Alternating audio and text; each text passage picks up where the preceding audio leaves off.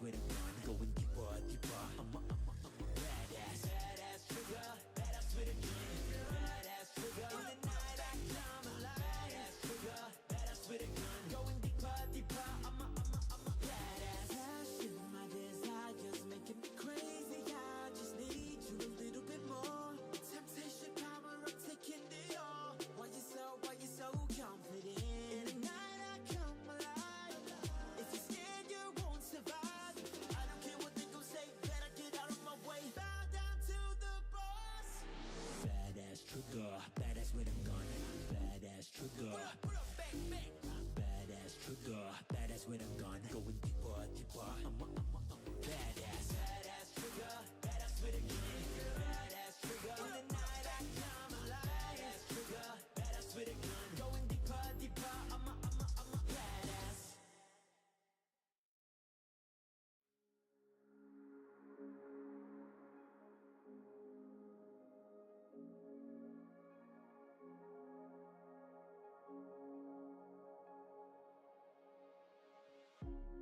当心跳闪烁成云间，听万物回响满天边，呼吸之间银河万年，每一夜重逢每一个初见，时空沦陷，湮灭中绚烂，是你从未离开，是只向前一生永远，穿越深空浩瀚永恒的告白，是你在过去未来每一刻盛开，永恒渺小如尘埃，飞入宇宙的璀璨，沉浮来，你一身红彩，手我猜。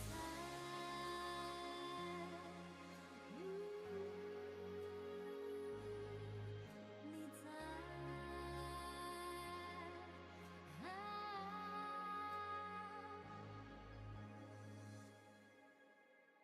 跨越时间，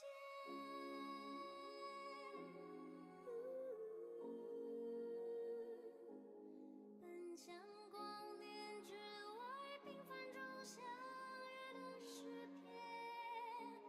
转眼，亘古的思念，走过漫长的无限，每一遍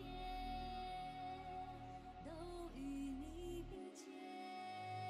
跨越无尽浩瀚灵魂的告白，是我在日月沟中每一场盛开，都是爱，坠落为尘埃，穿过深空的璀璨，沉浮来，你与我同在，换一切。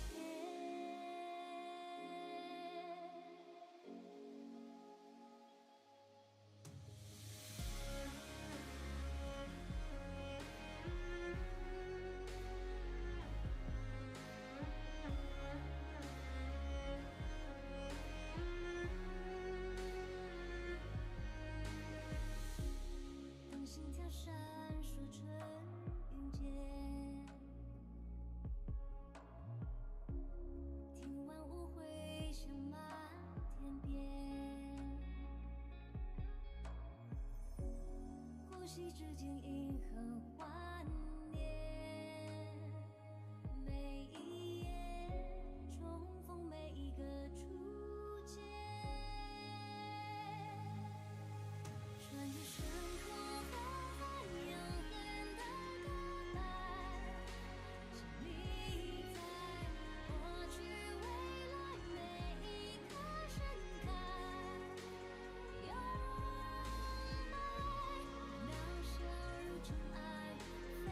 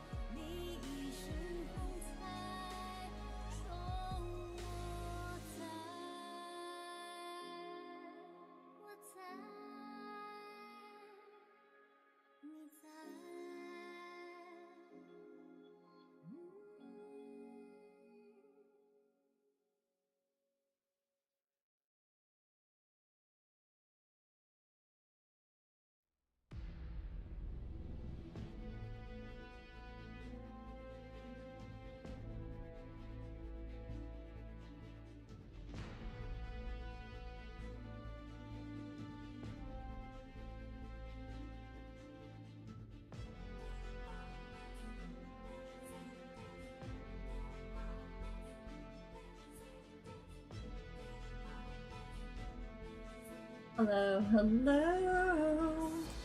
Happy Sunday, everybody.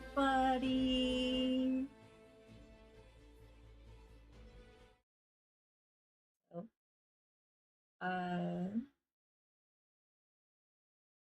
since today is Sunday, the only goal is to get through chapter 4 and through chapter 4 through 9, so that we don't have to do this on Tuesday, because I have a tight schedule on Wednesday morning, so I can't stay up too late.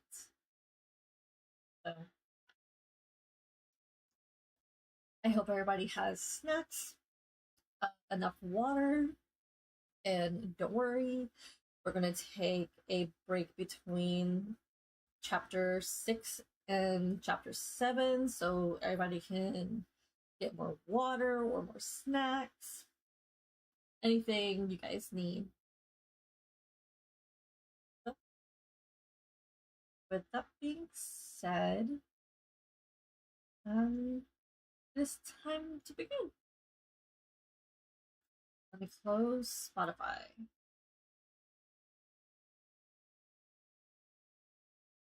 And raise the volume. I hope that it's not too loud. Time goes by, but memories rewind. There she prays again. Back when things began. I know a trick that might help you fall asleep. Uh-oh. Do you want to try it?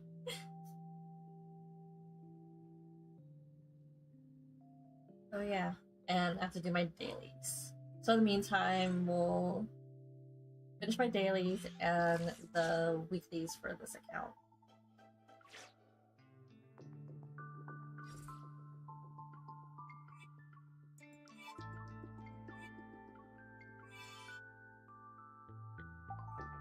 I hope everybody's doing good, that there's no issues, everybody is ready for the holidays, and I know it's coming up. I hope everybody also got their Secret Santa gifts bought. I didn't because I'm a dum-dum and I forgot, and I literally have 3 days to go before my Secret Santa.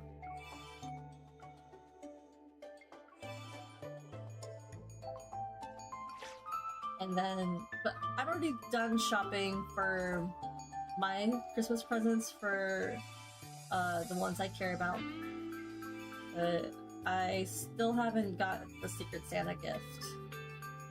And since I'm super extra, it's gonna be wrapped up very elaborately.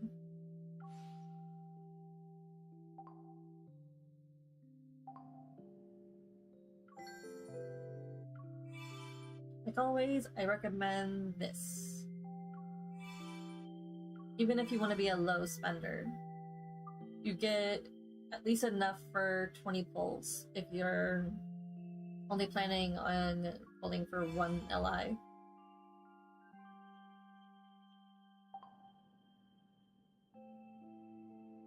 And if you get the weekly pass, even though sure you're gonna be spending with both of these combined for a month like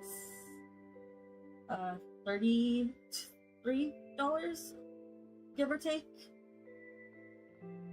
it's actually well worth it because I already wrote this before. So you basically get, I don't mind doing the math again.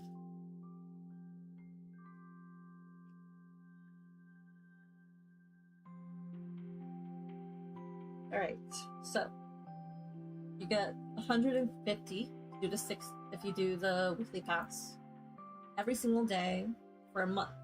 And let's say a month is about 30 days.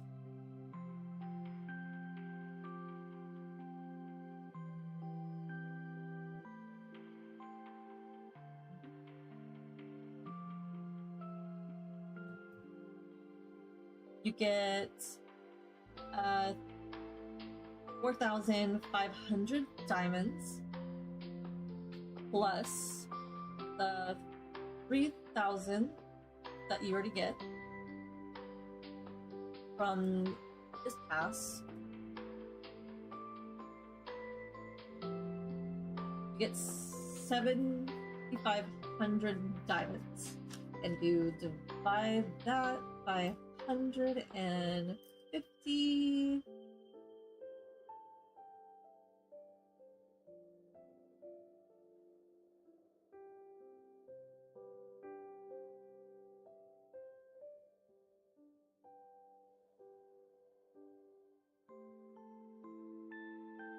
You get like 50 wishes, basically, right there, per month. That doesn't sound so bad, now does it?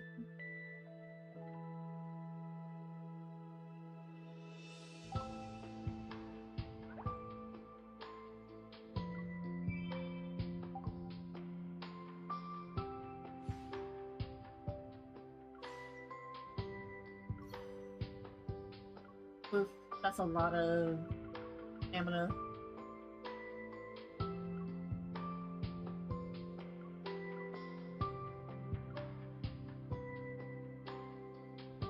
Why do I even get all this stamina anyway?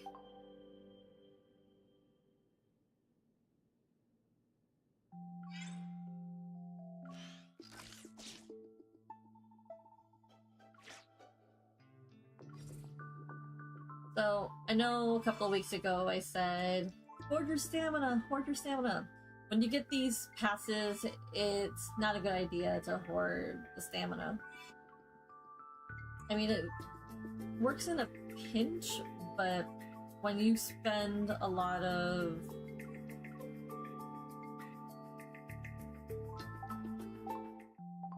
when you have to collect the energy capsules or these little soda cans, it kind of bites you in the butt.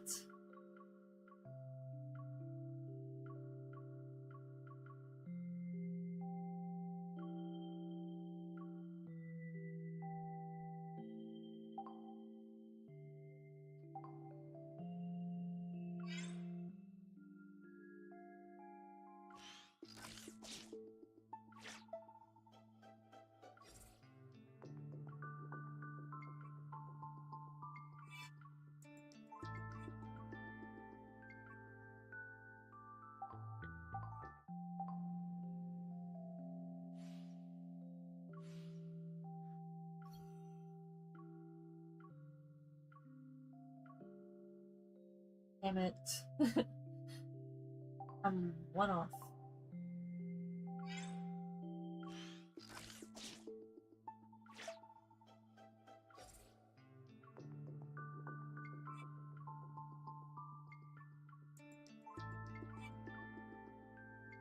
Should probably spend more stamina throughout the week instead of just doing my get in and get out. We need more ways to spend stamina other than just the ore hunt and the bounty hunt.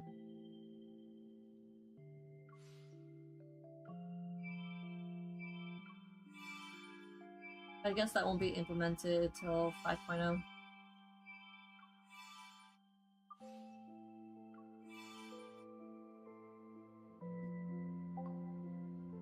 Who knows? I found the person whom I want to spend the rest of my life. Also, just a reminder, if you do plan on pulling on Sylus's myth banner, you literally have tomorrow to collect everything. You just lower the volume a little. You have till tomorrow to go in, get Sylus. Meaning you get this. Every amount of diamonds counts.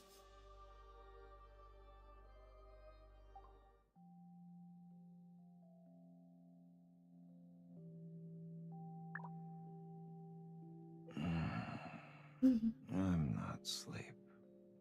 Go on, speak. Let's see how everybody's dressed.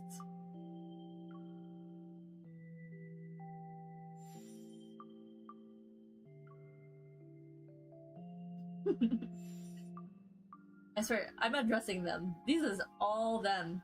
Oh, you look so good, Rafi.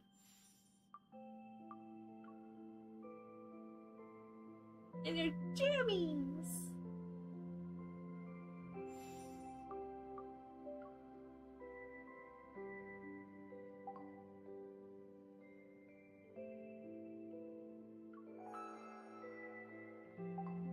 Okay, what's left for me to do for the weekly? Claw machine and the cards. And yes, I got all the kitty badges. So don't worry about that.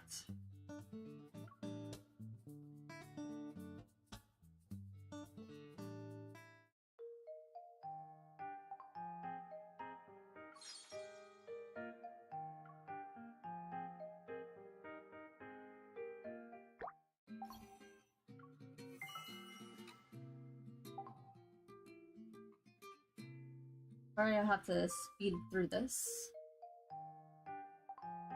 Just that I gotta make sure that I get everything read and done.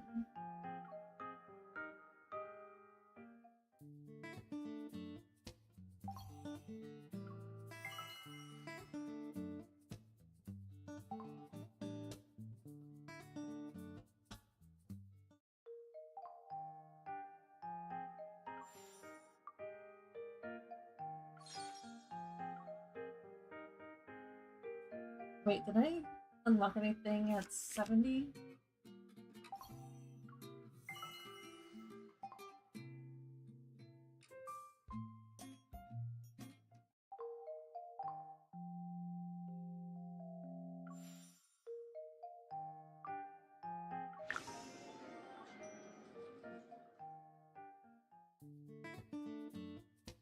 So what? Sorry, Sylus. I don't have time.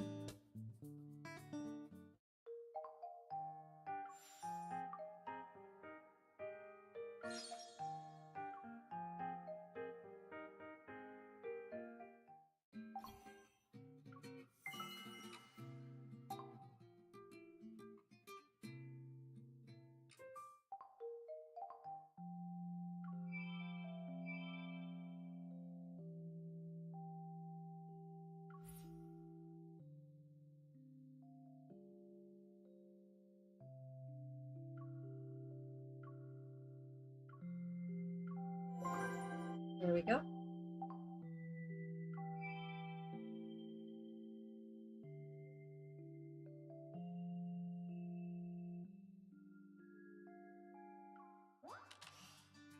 I'm taking a portrait.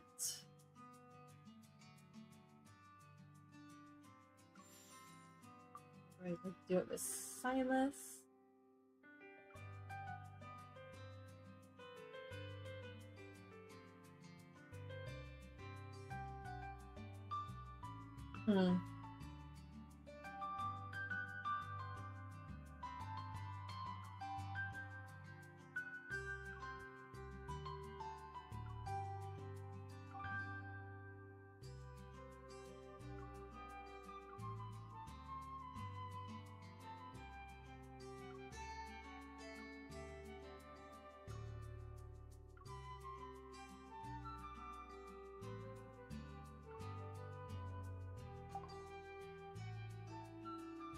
MC.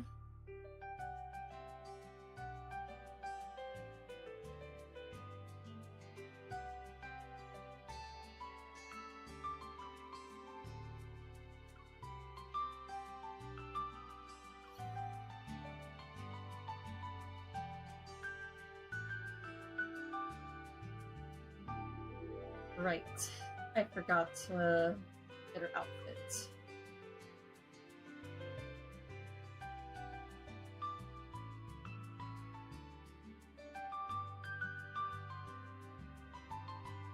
Hi, Lena!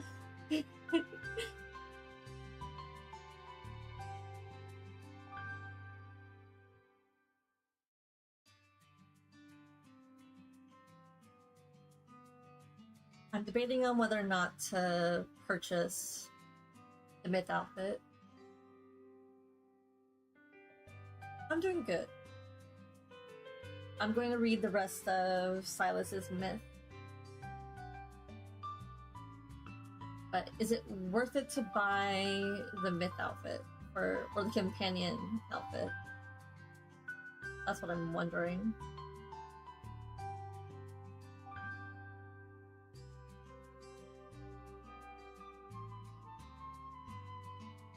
Nah, it's not worth it right now. I don't have the... I have the funds, but I don't know if I have enough.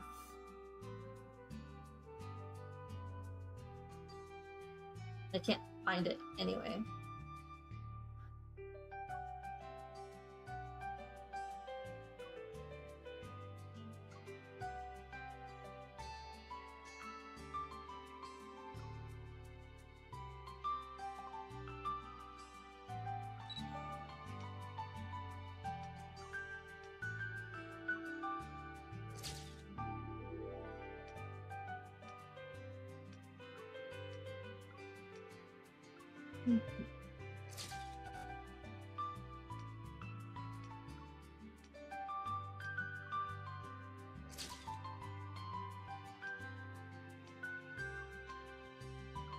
There we go.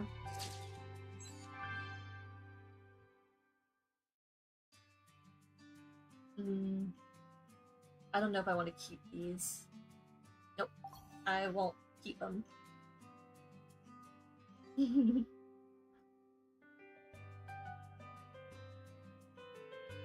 Yeah. I mean, I have the funds for the outfits, or at least the companion outfits. It's just that I'm debating on whether or not to get it.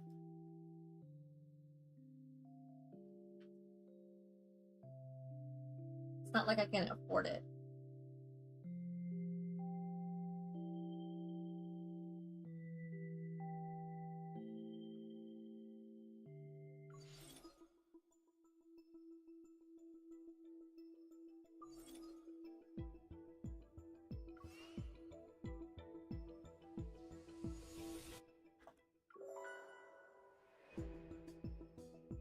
Let me level this one up.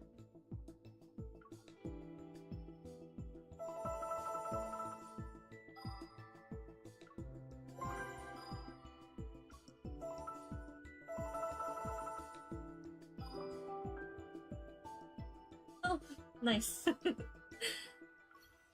Oh, Sylus.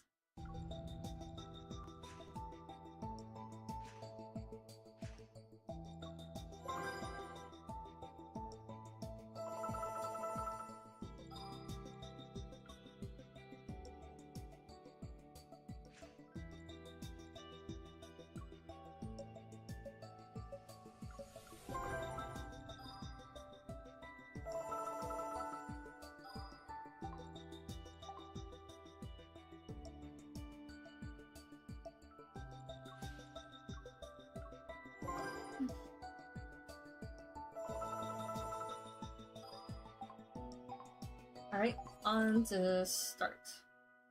Hi, Cooley!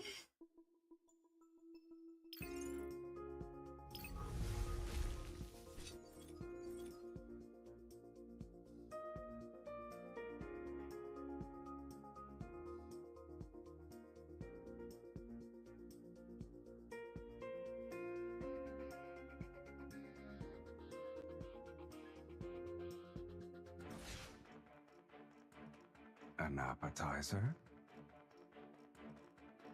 Is everybody ready for the holidays? Do you want to see me fight alone? Here comes the big guy. Good. Now this feels like a worthy opponent. time to meet your maker. Eat this. Did everybody finish their Christmas shopping? Because I'm still have 2 more people to finish shopping for. Save some for me. Bring it on. We're halfway there. Doomsday? It's your time to shine.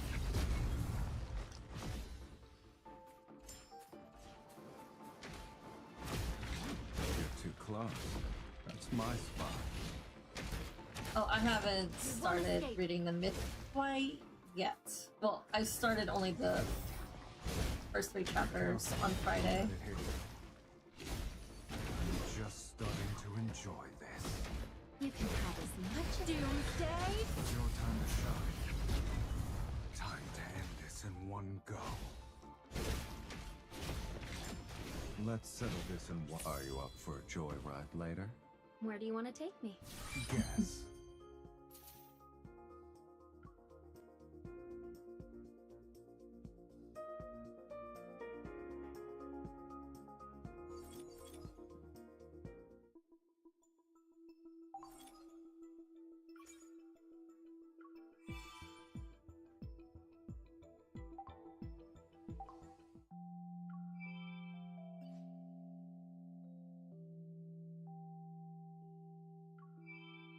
There we go.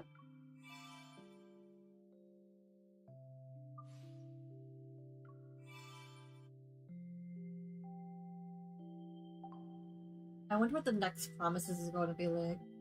Is it going to be a rerun? Because the rumor is it's going to be a rerun.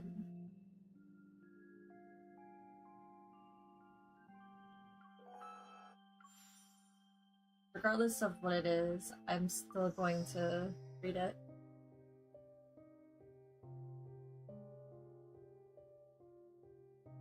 Okay, on to chapter 4 of the myth.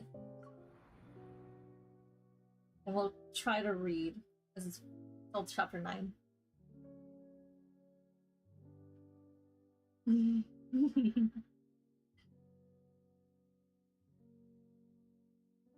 Oh.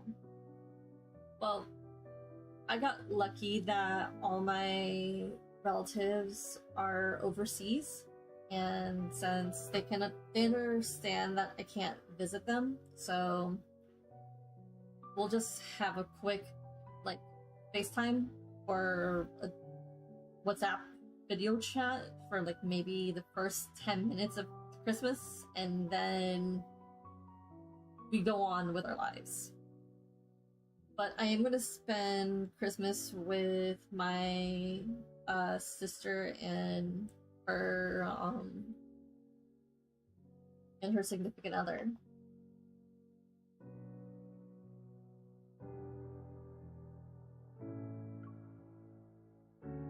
That's why I'm going to not be able to stream, because I'll be out of town.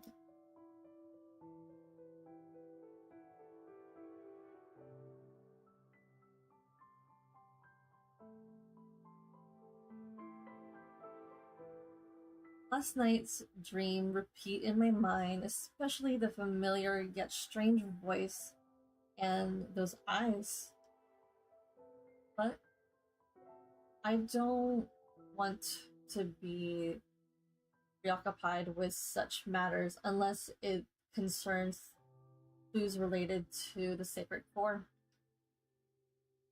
A rose in the mist.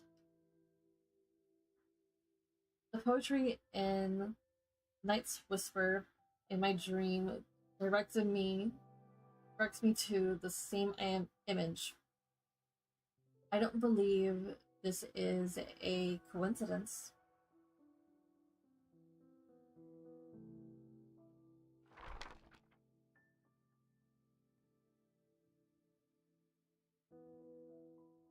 When dawn lights begin to touch the world, I'm already at my desk. I carefully examine the fragments of ancient poetry.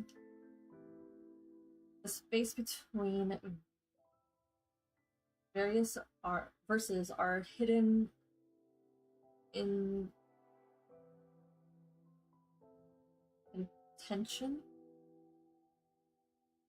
incantations.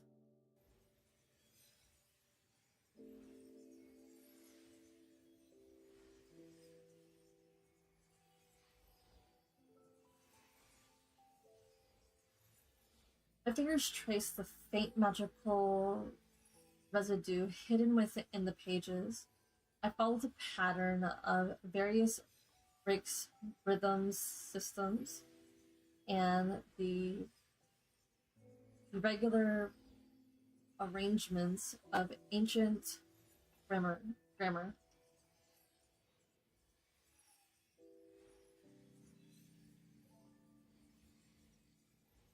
The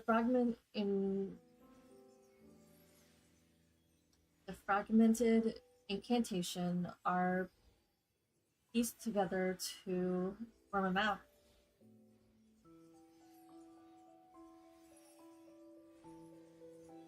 Saffron lived decades ago. This map must be from that era. I stand approaching the bookshelf and search through the collection of maps depicting the royal capital. I must identify the exact location. You're already awake. I guess yesterday didn't leave you that exhausted. Watch your tongue. More sarcasm means I'm more likely to let you starve. My lady, may I come in to clean? What kind of threat is that? You're not the only one with flesh and blood. You better not.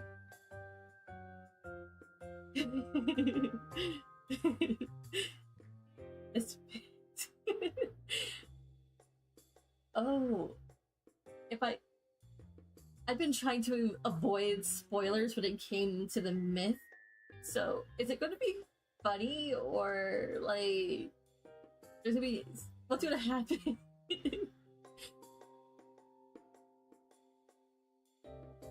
You won't target innocent humans. I warn him with a look as I tell the maid to come in. My lady, when I was arranging the bed before, I was worried you and the Count... I glance at the messy bed, then I force myself to smile as I link arms with Sylus and lead him out of the bedroom. It was a wild night for sure. My lady, my lord, this is a painter who specializes in aristocratic portraits.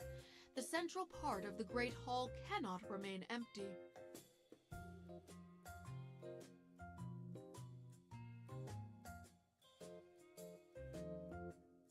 I know this is a tradition of Elmir's noble families. Refusing would only arouse suspicion, so I have no choice but to follow the pattern's painting's directions. My lady, please send a loving gaze to the Count. My lord, you may hold the Countess more closely. My lady, you have my permission to lean on me if you're tired. Okay. Just a reminder, we're still at 4 counts for us being called wife. So, I'm still ready.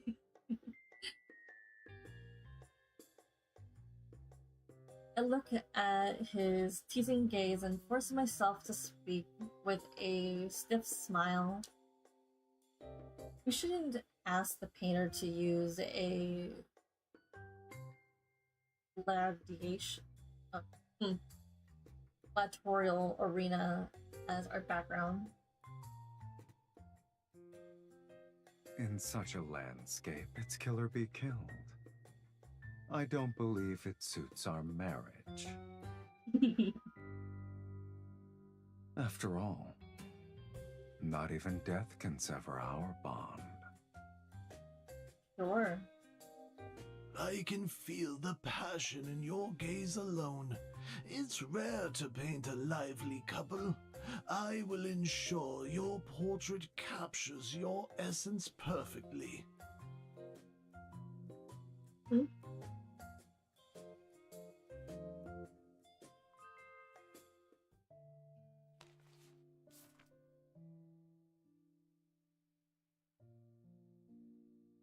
I rubbed my sore shoulders as I copied the poetry collection hidden map onto a thin piece of parchment. Then I compared each section to an old map.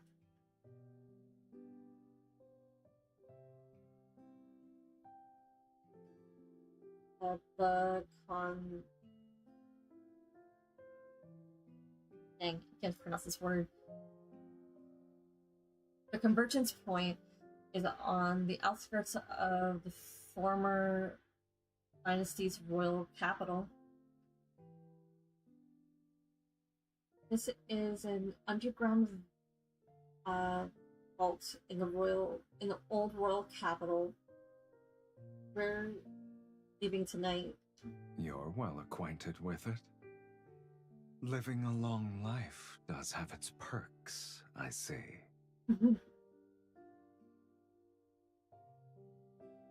No amount of sarcasm will change the fact that you must obey me. Lift my wrist and wave it threateningly. Save your strength for when we enter the vault. Remember that your freedom and hunger are in my hand. Oh, your arrogance is second to none. I want to save the laugh, but I'm gonna run out of space.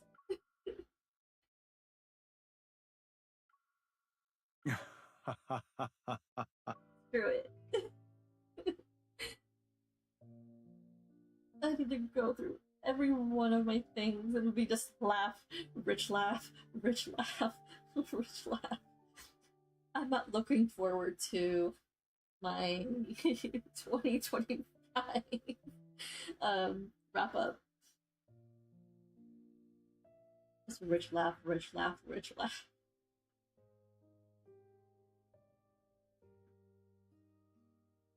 He pulls me to my feet. Let's go. Between freedom and hunger, you'll have to satisfy at least one.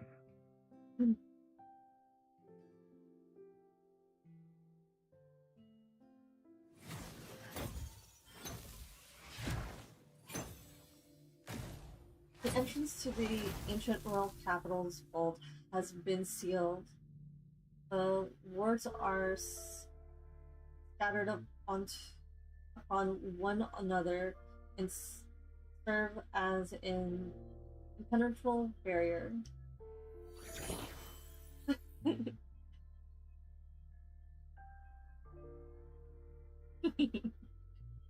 Mine's not maxed out completely, but all I know is, at least for Sylus, it's just laugh, laugh, laugh, laugh, and then for the other guys, I don't think I've saved much of their lines, unless it's like Caleb if he says something quirky or something that could go on a t-shirt. But Sylus is just laughter every single one. My favorite ones were Ch4-9. Those were my favorite lines.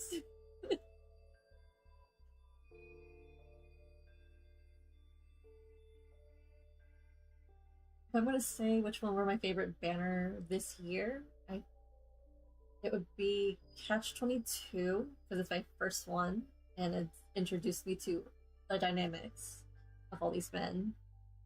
And the idol banner because that was funny. The wedding banner was cute, so that's number 3.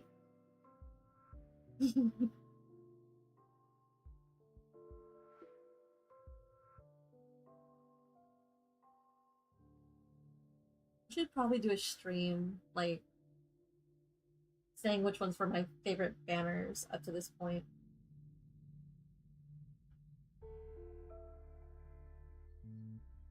I use the incantations I decoded from the poetry collections to break through the several layers. Sylus impatiently waves his staff and tears through the final seal.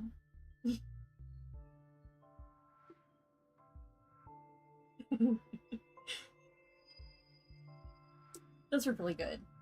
And it's the idol banner, I guess, counts as my very first official, like, spicy banner, because I wasn't here during Nightly Rendezvous.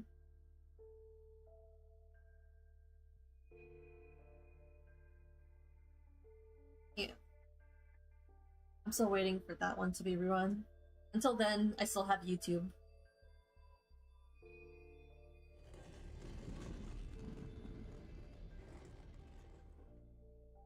A hidden stone door slowly opens. Behind it is a painting layered on the ground. At the center of a small path, entwined with wild grass and overgrown with roses, in the depths of the mist, a lone figure walks in the distance.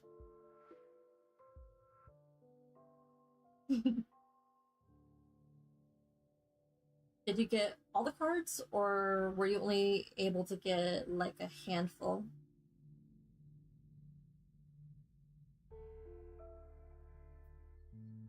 Like whose cards did you get?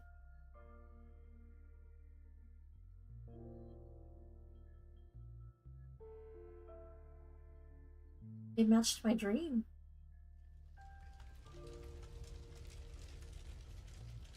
Painting the image from my dream comes to life. It's as if flames wrapped in thick smoke might erupt from the ground at any moment. Don't let it affect you.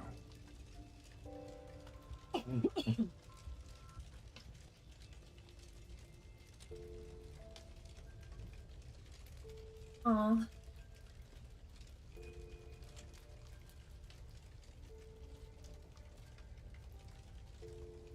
Well, if what everybody is saying is true, next year is just going to be a whole bunch of reruns. So hopefully the Nightly Rendezvous gets reran next year.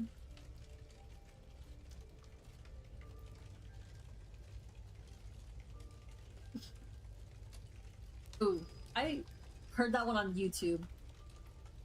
I was flabbergasted. I'm like, oh, okay, same. Yeah. Yeah, I saw Silent Poem on YouTube. I was just very flabbergasted because it's, oh my goodness, Zane, because I am a Zane main. I mean, I'm a multi-stan, but I gravitate towards Zane and Sylus mostly.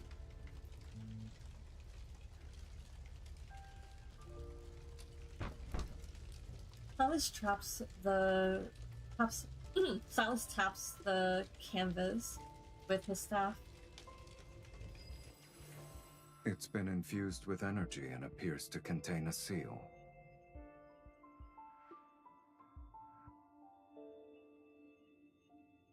Hopefully they actually do the same thing they did last year. What was it?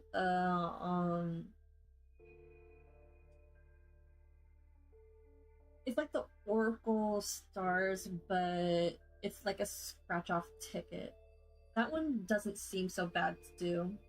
And if they include Caleb, I would be happy. Also, I want a kitty card for Caleb.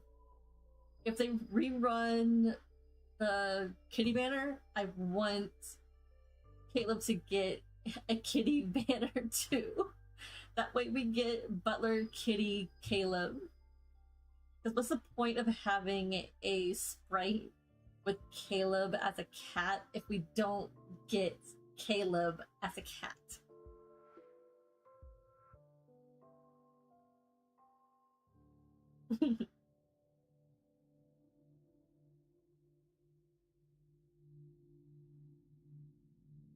If it's a glyph, we should be able to decode it.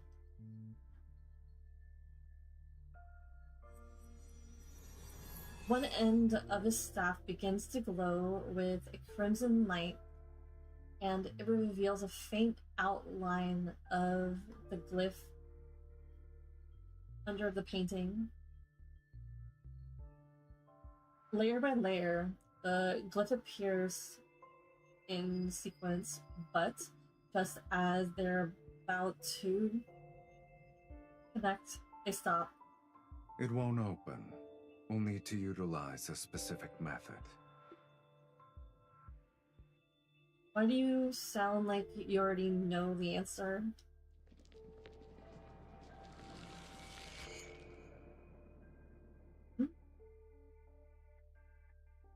Fluctuating energy in a place like this? Subtle ripples put me on alert as several figures burst through the stone doorway. I can sense their murderous intent before they cast their spells. You won't escape this time.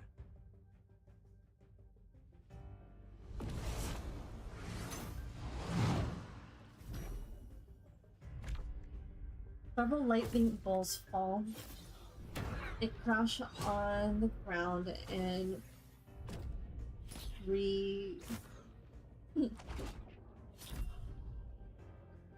Okay.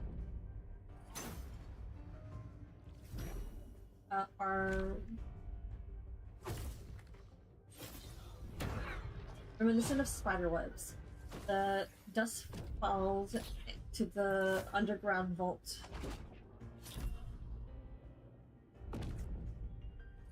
Strange, I made sure to cover my trail. How did they find me so quickly? I thought you'd be more secretive after succeeding at the auction. I didn't think you'd be so proud that you couldn't hide yourself properly. I recall the tracking spell Sylus secretly casted at the auction. You again.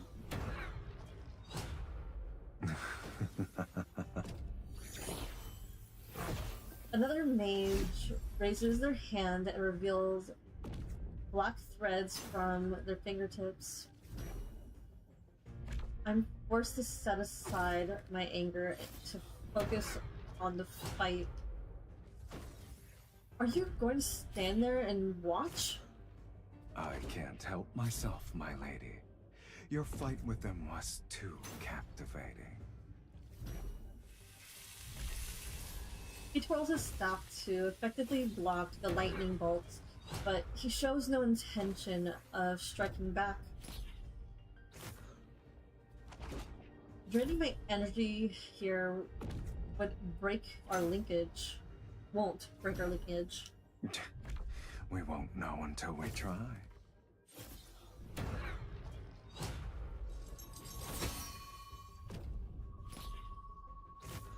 Intricate glyphs phrased with incantations to conjure silver rings in the air that close in.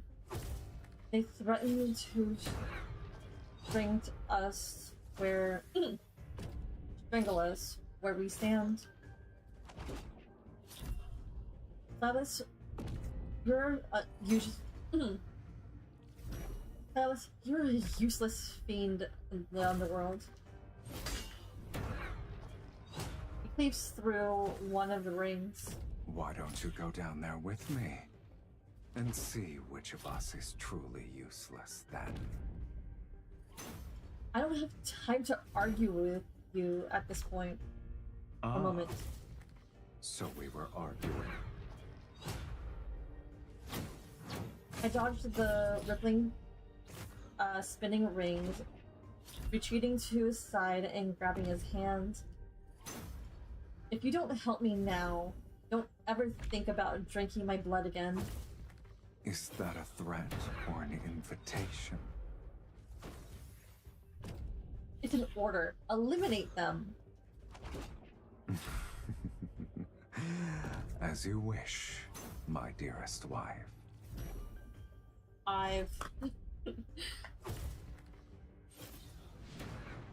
The shadow beneath his feet began to stretch and twist. A crimson light shines from the depths of his gaze as black-red mist surged from his staff. Amongst the mages, his movements are graceful yet ruthless. Our opponents can't cry out in surprise before they collapse between flashes of blood-red light.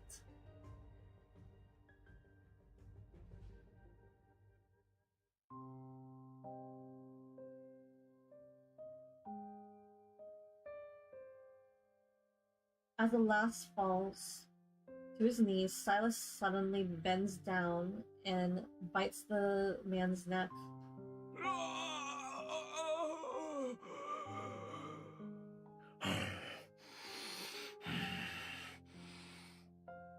Growl. Blood overflows from the wound. The man doesn't even have time to struggle before dying.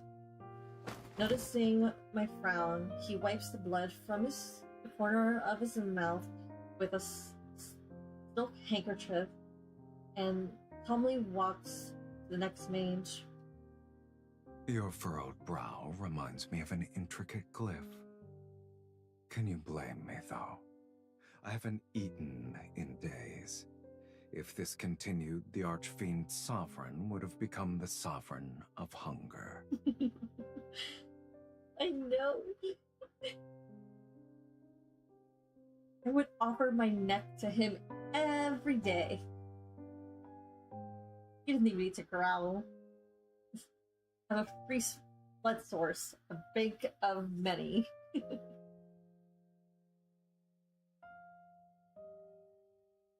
He picks up another unconscious mage. Your blood is special. One sip is worth half their lives. But since you're unwilling, I'll have to make do. Oh. Stupid MC.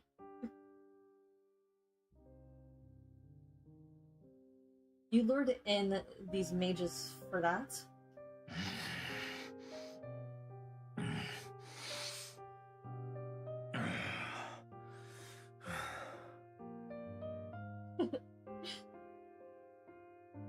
He bites the man's throat, and after taking 2 gulps, an subtle change appears in his eyes.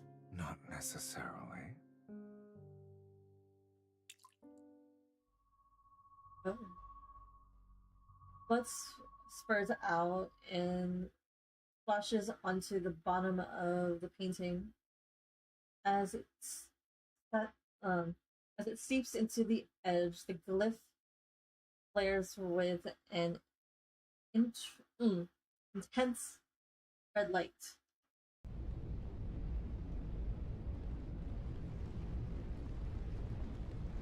A thick blood-red mist surges upward from the glyph and spreads out. In the mist, the stone door slowly closes. Sylus, run! I dash towards the exit, but a whisper reaches my ear. You're too slow.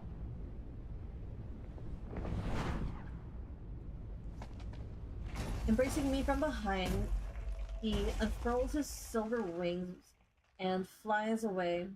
He breaks through the ceiling and reaches the night sky.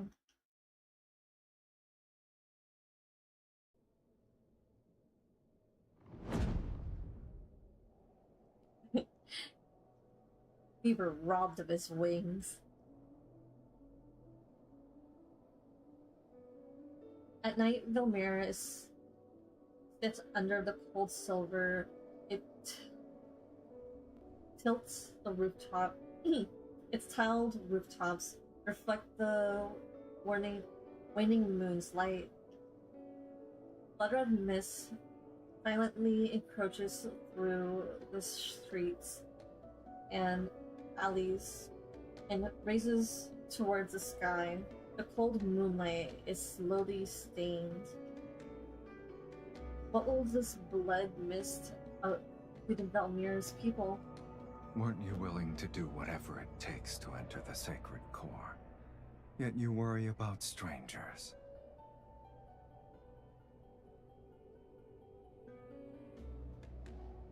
Despite his sarcasm, he holds me more tightly.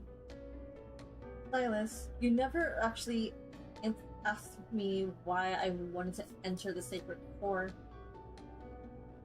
Countless people wish to rewrite their lives. You're not the first, nor will you be the last. What about you? Do you wish to do the same?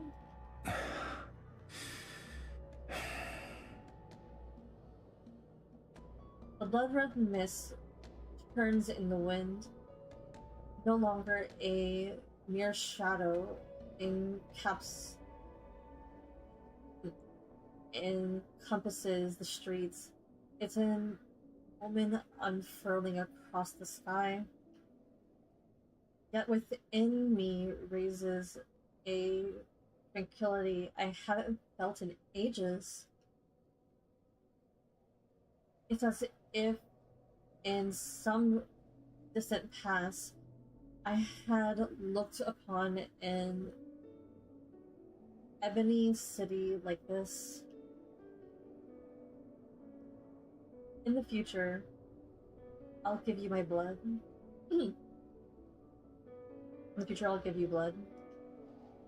Are you trying to say we'll compromise? So long as you stop giving me these trials. Your offer for a truce is more sincere than I expected. You'll accept it? An agreement this important needs a proper acknowledgement. Hold on tight. With pleasure.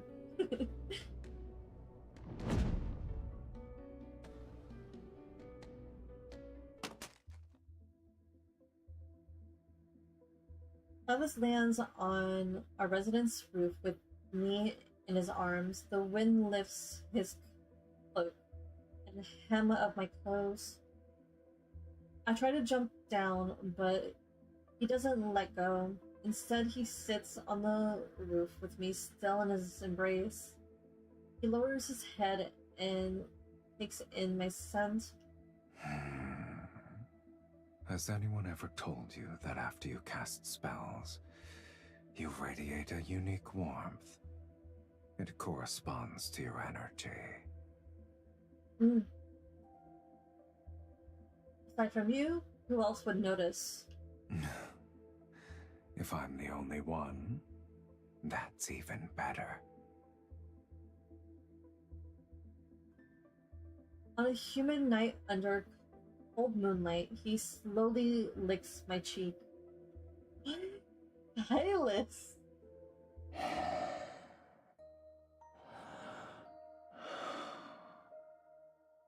The warmth of a spell's embers on your skin is enchanting. Oh my goodness, Sylus! His moist breath travels down my cheek and neck. He licks brush brush against my wrist, and a smile forms on his face. I gotta calm down before images start going in my brain. Didn't you already? I flew across half the city while carrying you. Even fiends know what exhaustion is. As we've discussed before, formal agreements require a proper acknowledgement to be finalized. Fan fiction writers, you have gold here. What kind of acknowledgement is this supposed to be? Despite my despite my eternal skepticism, I don't pull away. Since you've agreed, let's sign it. Sign what? With my power, you shall tear open fate's gates. And with your blood, I'll maintain my invincible form.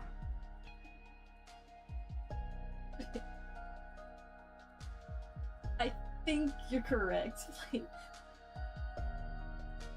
Like the staff that's in charge of Sylus, they're amazing.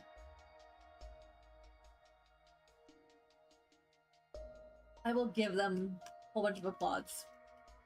I love Sylus's writing team, because they actually know how to write for Sylus and make him engaging.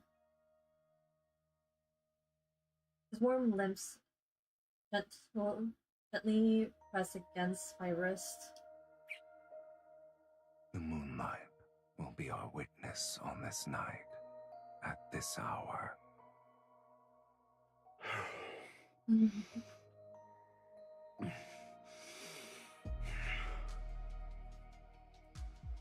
Pain courses through me as his sharp teeth pierce my skin. I stutter as a strange tingling sensation spreads from my wound to my fingertips.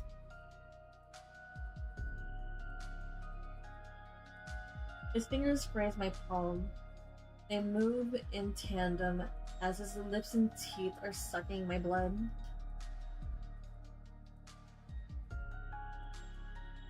It's meticulous and slow, as if he's savoring a rich... was it... elixir?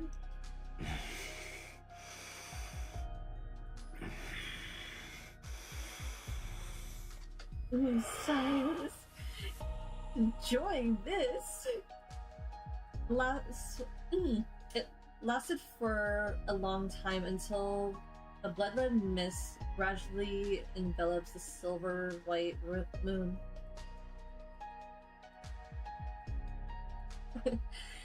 Okay. I need to go grab a new water bottle because I'm running out of water. Okay. Give me a minute.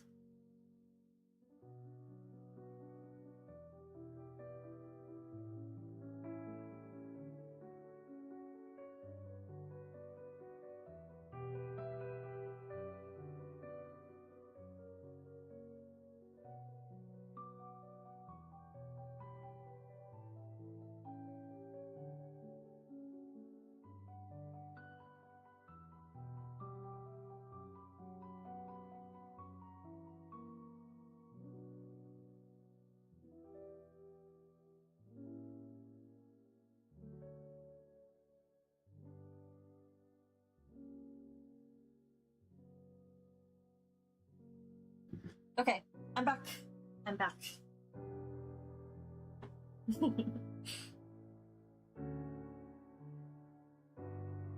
Alright, Sylus, I swear to goodness, you have no right to be this sexy.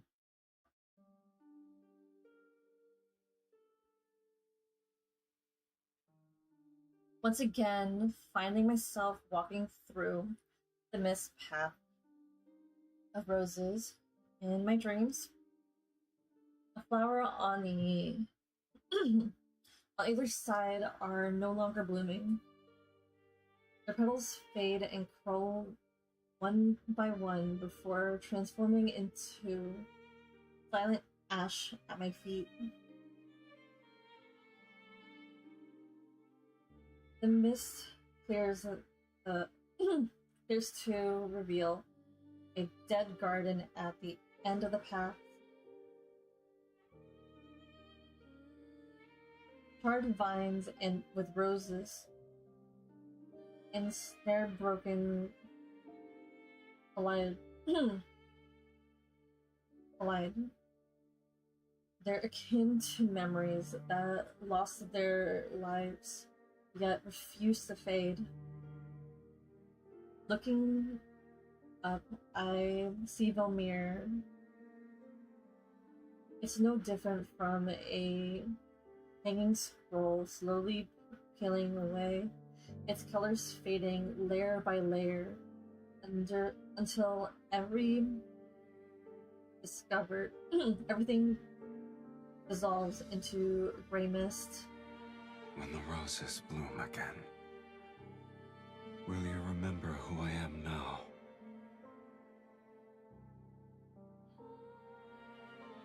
I want to remember you. But will you still be the same when the time comes? So long as our souls remain unchanged, we'll surely recognize.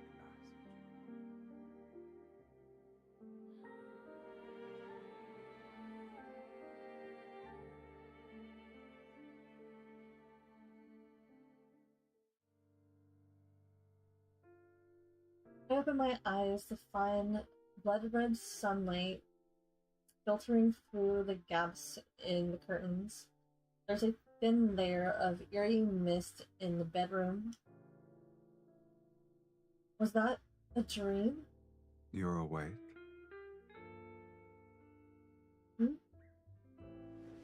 I try to sit up, but the arms around my waist tighten. I'm pulled back against a firm chest.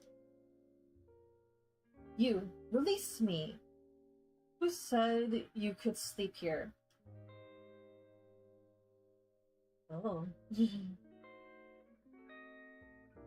I'm not complaining. This outfit looks good. He looks so good! His knowing arms ignore me and make me face him. You slept so soundly last night that I couldn't wake you up. If I wasn't a kind gentleman who carried you back to your room, you'd be sunbathing on the roof. Worry not. When I walked in, I told the housekeeper that you were exhausted from dancing.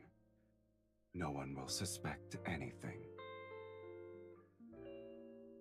Are you saying I should be thanking you for your thoughtfulness? I'm honored.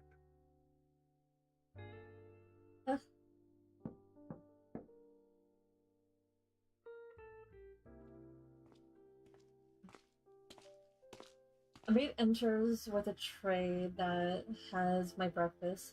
When she sets it down, she helps me bathe. Did you have any strange dreams last night, my lady? I dreamed of a path covered in roses, and when I woke up, I held a rose petal in my hand. Why is it similar to my dream? What else did you see? I can't remember. The path was hidden in a heavy mist, and everything was blurry.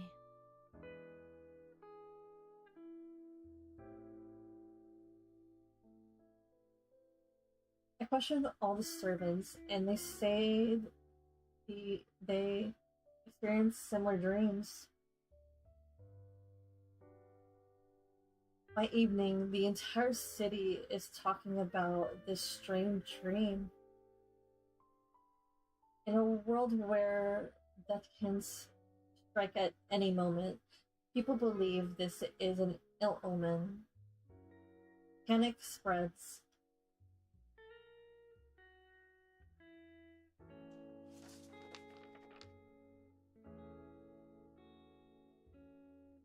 In the flickering candlelight, I once again open Night's Whispers and search the fragmented for the bloody mist. When the mist kisses the roses and its petals fall, the stream shall awaken from its eternal slumber. Do you believe this refers to the sacred core? In a book I once read, there was a record of powerful magic spells considered forbidden. It's called the Rose Dream Plague.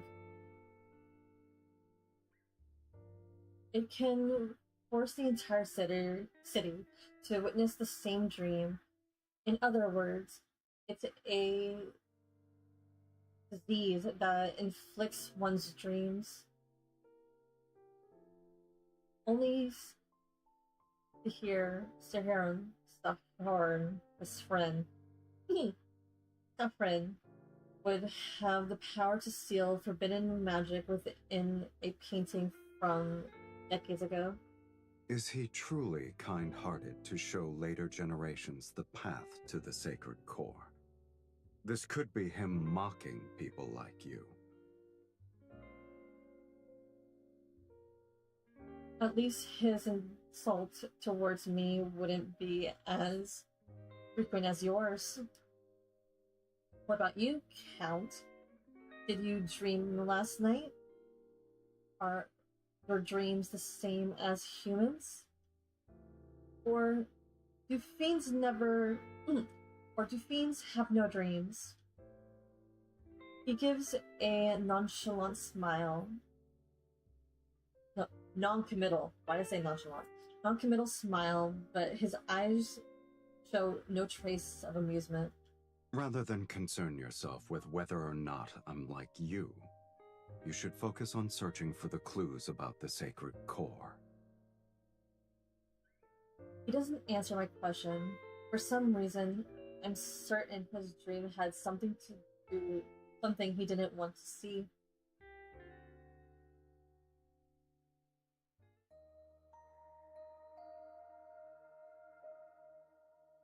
That night, Sylus had a dream. In it,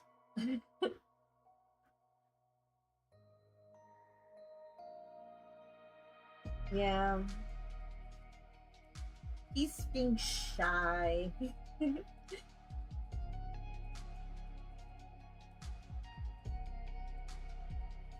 it, MC's dead in blooming roses. When he woke up, he thought it was ridiculous, dreaming of immortals' death was a cruel, ill-timed joke. But the lingering remnants of the dream prevented him from showing his usual mocking smile. He still remembers the complex emotions from the dream: chaotic, melancholic, and a pain tearing his soul apart. She is a mage who summons him, and this is a game to pass the time in his long existence. How could your death cause me such agony? Travis realizes that although he was no longer dreaming, he was still affected by emotions from his dream. Did I lose my mind after drinking your blood? He laughed at himself. His knuckles gently brush over the girl's next to him. Her skin was smooth, warm. He held this bundle of warmth in his arms, as if to dispel the vivid despair from his dream. He thought it was just a dream. Yes, it was just a dream. My poor Sylus! Blood-red mist hung over Velmir, stubbornly refusing to disappear. It became a veil that enshrouded the city day and night. After the initial panic, people grew people grew accustomed to the sky's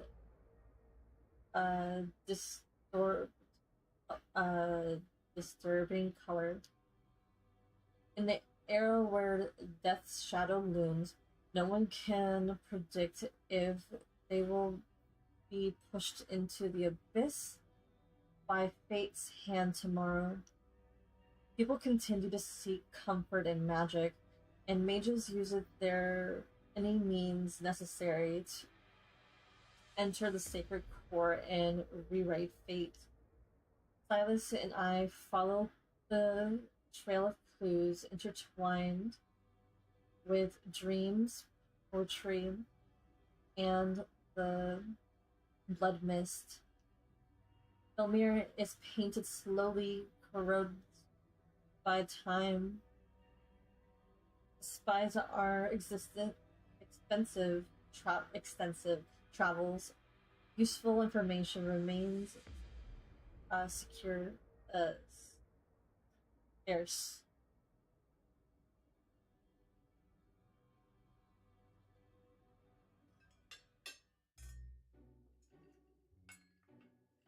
Marquis Swain passed away from an illness several days ago. My lady, my lord, you attended a ball he hosted when you first arrived in Belmure. Do you remember? At the dining table, Sylus and I exchange glances, but the housekeeper expression remains as calm as ever. He looked pale back then. Pale? What the heck is Hale? They say his heart stopped beating. Such tragedies aren't uncommon, yet everyone believes it's connected to the ominous mist. All the nobles are desperately inviting mages to divine their fate and extend their lifespans. If my lady and my lord wish it, I can arrange for one to visit you. My lady, my lord, today's steak is selected from the healthiest calves raised on farms outside the city. It's been seared at a low temperature with herb butter. Oh. Thanks. I didn't know what it means. I was about to look it up myself. I was like, Hail. That was very weird. But thank you, Lena.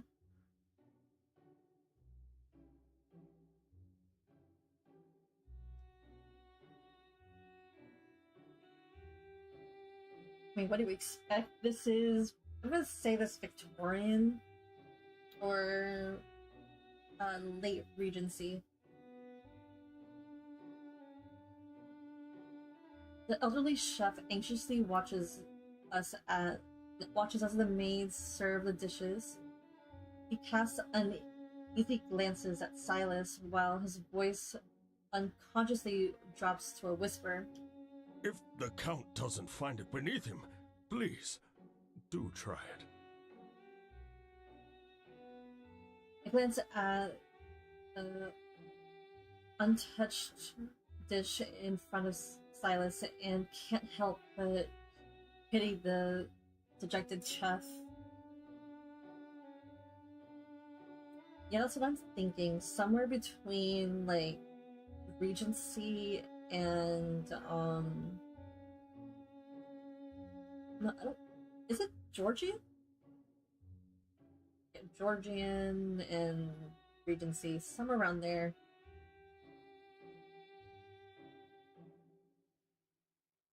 But the costumes look so nice.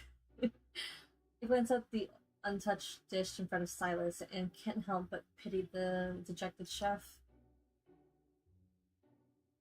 I wish I could tell the chef that Count is only interested in blood. To my surprise, Silas picks up his knife and fork, cutting a small piece of steak and placing it in his mouth to chew. It's not bad. Thank you. I'll go ahead and prepare the dessert. The housekeeper and the maids also visibly relax, and the atmosphere in the dining room seems to improve by considerable amount.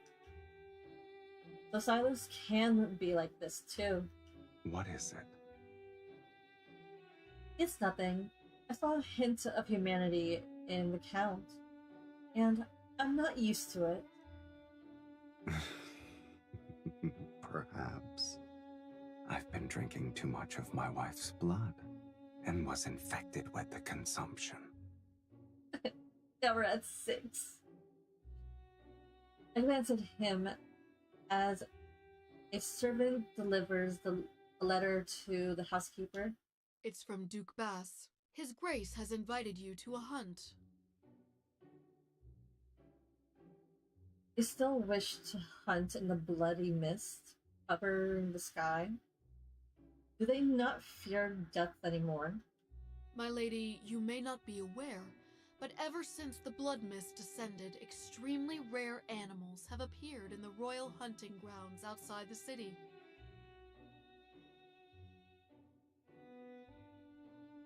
Okay, now that I'm hearing the housekeeper's voice, this is not Talia. This can't be Talia, but it's like, okay, so it's like generic. I'm just gonna name this generic background character, non-playable character voice. I hear it all the time. Every single banner has this voice. They might as well have just a set character with his voice. Just set it.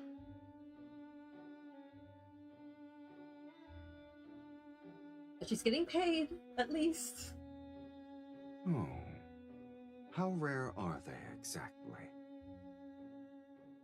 How much would I bet that's actually MC's voice actor? That she just needs to get paid.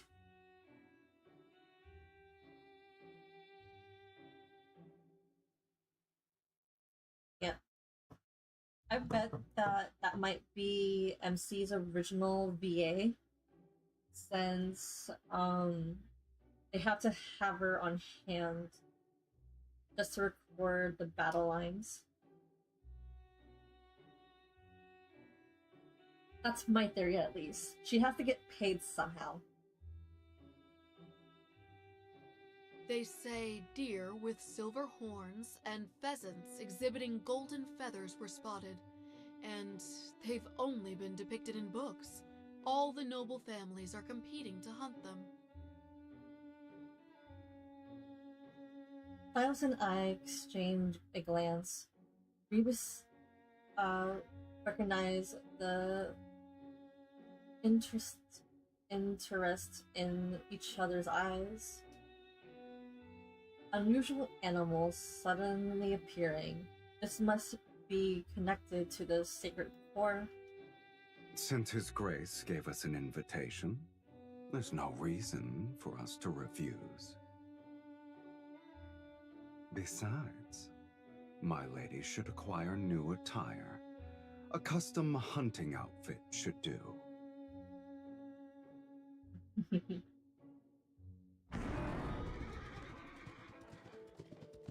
When is my is still showing up? Sunlight pierces the crimson mist and cascades over the forest located in the royal hunting grounds. Every leaf is coated with blood red light. The horn sounds. Hound dogs, hounds bark wildly as they run. A dozen of magnificent horses gallop through the woods. They temporarily dissipate the eerie atmosphere that looms over the forest.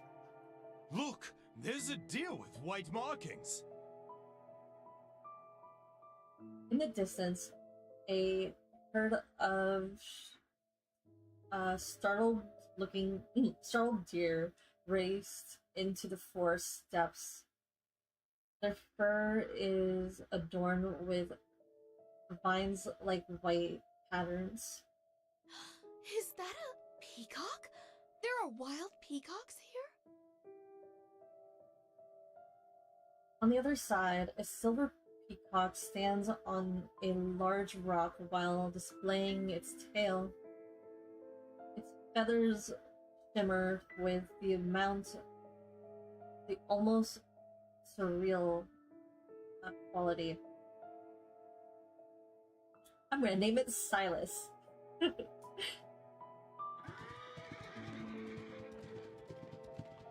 Nobles are fraternizing over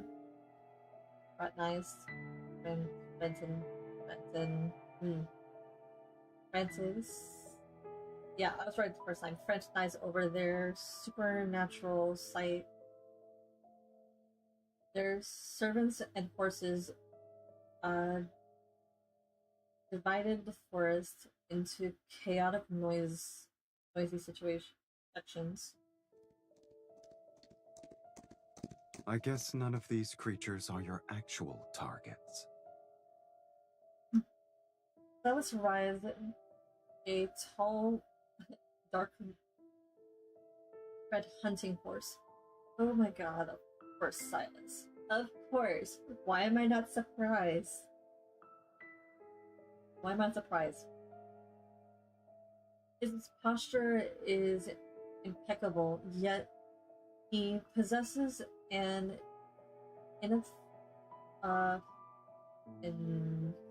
ineffectable ease. I could almost believe he going for a casual stroll. According to the book I've read, when the sacred core is about to manifest, living creatures are transformed by powerful magic. They become incredibly beautiful. Are there any tomes you haven't read? You're a walking sacred core encyclopedia. Encyclopedia are thick. Those who can only make nasty remarks should be careful, lest their skull be crushed by one.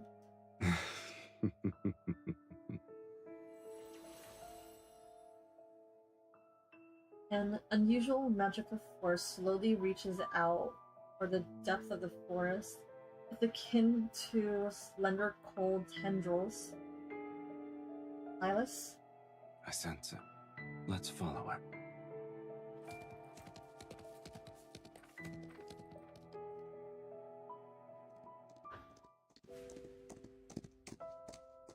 We avoid the group and track the magical force into the distant forest. The blood-red mist thickens, and a streak of disturbing white flashes. Distributing white flashes. Oh, it's a white crow. It's a white crow with its feathers are pure as snow. A rose vein line crawls out from its beak, its back. A semi-transparent bud grows out of the vein, and a thin stream of blood with flowing within it. Mephisto! It's a magical creature.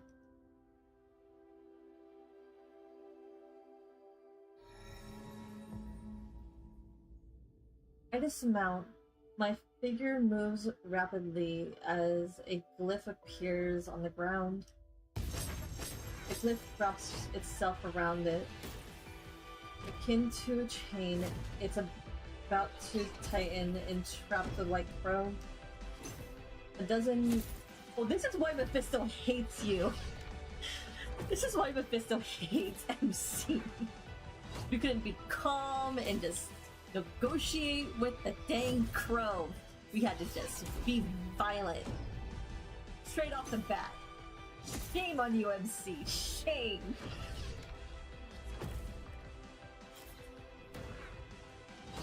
This is why we can't have nice things. A dozen blurry figures appear in the mist.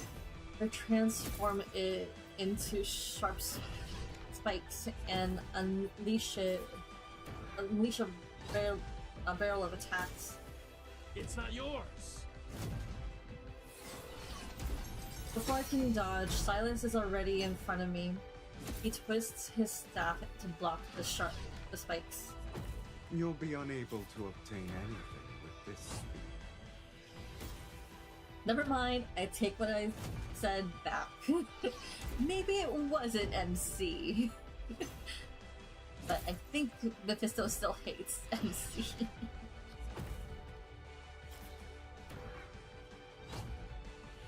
Sylus, there's an illusion. I already knew that. The real spellcaster is hiding amongst them. Attack with me. I swing my staff with him. Crystal expand into glyphs and pierce the illusion in the mist. These people severely underestimated the connection between a husband and wife. What do you say, my lady? That's 7. I suppose you refuse to miss any chance to want your relationship count. We trade barbs as usual, yet our rapport in battle flows more smoothly than ever.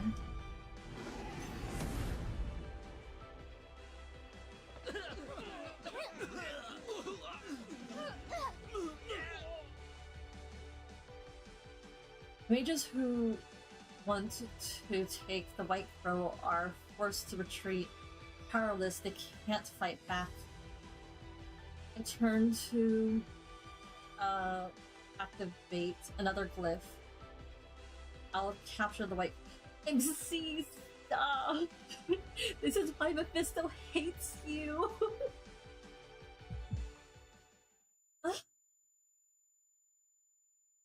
A familiar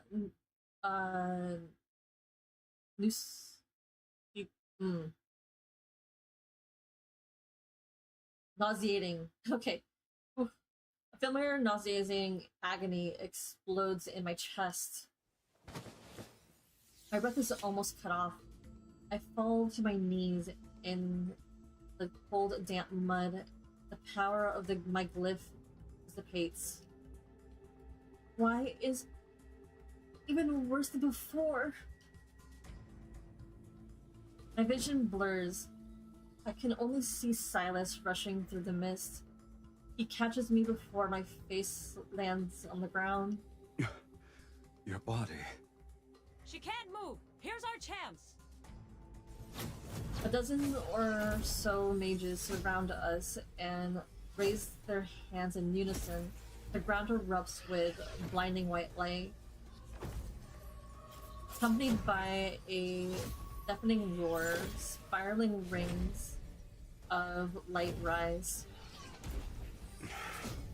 I can't kill them all when the linkage is limiting me. They need to come closer.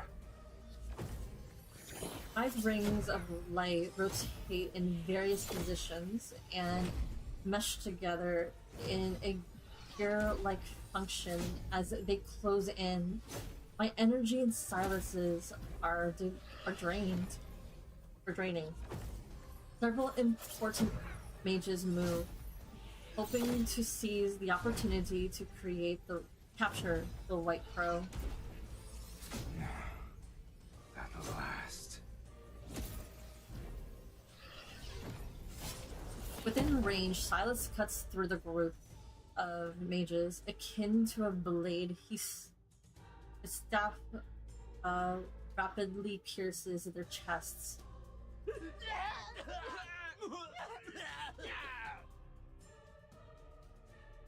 You want to drain my energy? Pay for it with your blood. Hot. That was hot. Fiend! It's a fiend who drinks blood! Nobles draw in a commotion time. Keeping their distance, their faces turn ashen as they witness Sylus forcibly drink the mage's blood.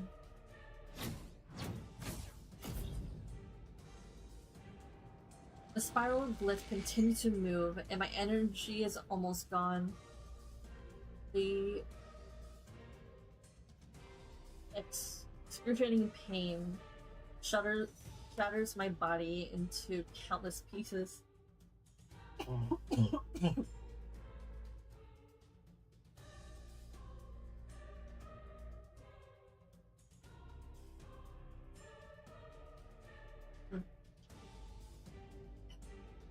If this cough persists after chapter 6, we're going to have to stop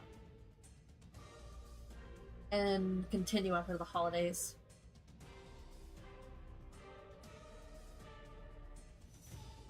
Liz. He returns to my side, his eyes flashing with a savage intensity, yet they brim with a certain determination. He raises his wrist and pierces his skin with his fangs. Bright red blood winds down his arm. Drink. I feel a fear in the depths of my subconscious and use my last ounce of strength to shake my head. You don't have a choice.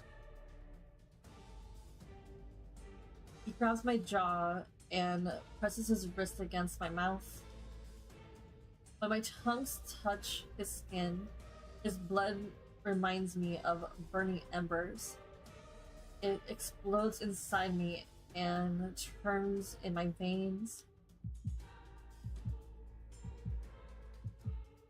My heartbeat is all I can hear as it, accompanied by sharp burning pain, yet it's quickly dispels the weakness and oppressive sensation in my body. The mist around us suddenly turns and swirls as if countless hidden eyes are opening within it. The gear-like glyph is silent. Its light dissolves into a mist. Lean on me. We'll leave this place. Our fingers vanish into the depths of the blood mist, and Sylus holds me.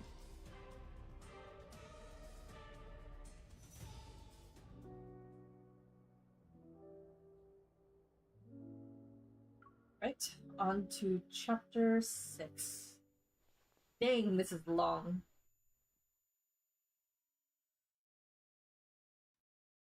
And I really don't want to separate this into 3 different streams.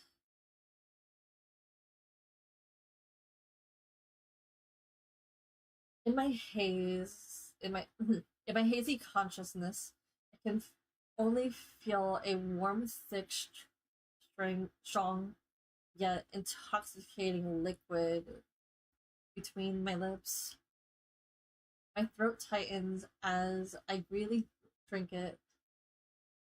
I'm starving, and the sweet poison draws from darkness itself.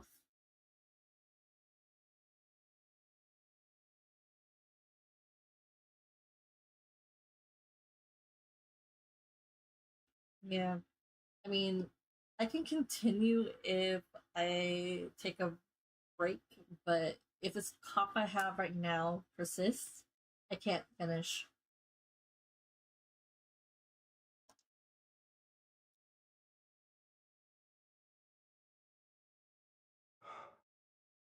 A little more. Breathe. You're doing well.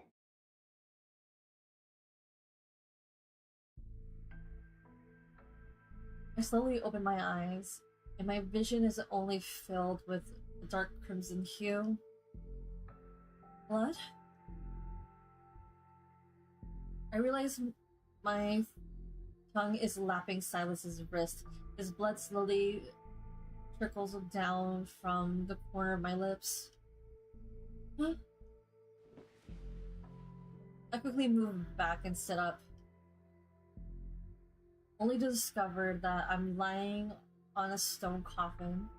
It's adorned with intricate carvings. Welcome home, Countess.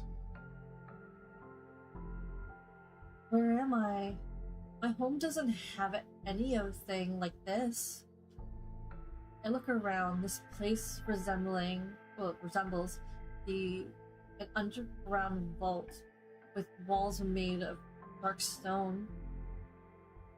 Candlelight cast shadows that stretch into monster shapes. Of course. This is my home. Oh. I could use another descriptor. Welcome to the underworld, Miss Mage.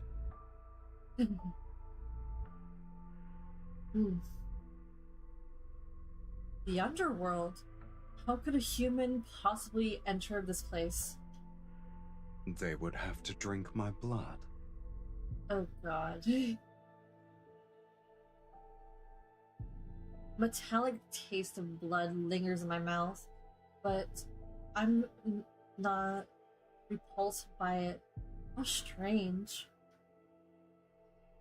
The suffocating feeling from before has subsided within me noticing, but the pain inside my body still reminds me of everything that happened. The White Crow. The clues to Sacred Core must be on it. I force myself to climb out of the stone coffin, but when my feet touch the ground, I collapse from exhaustion. Excruciating agony.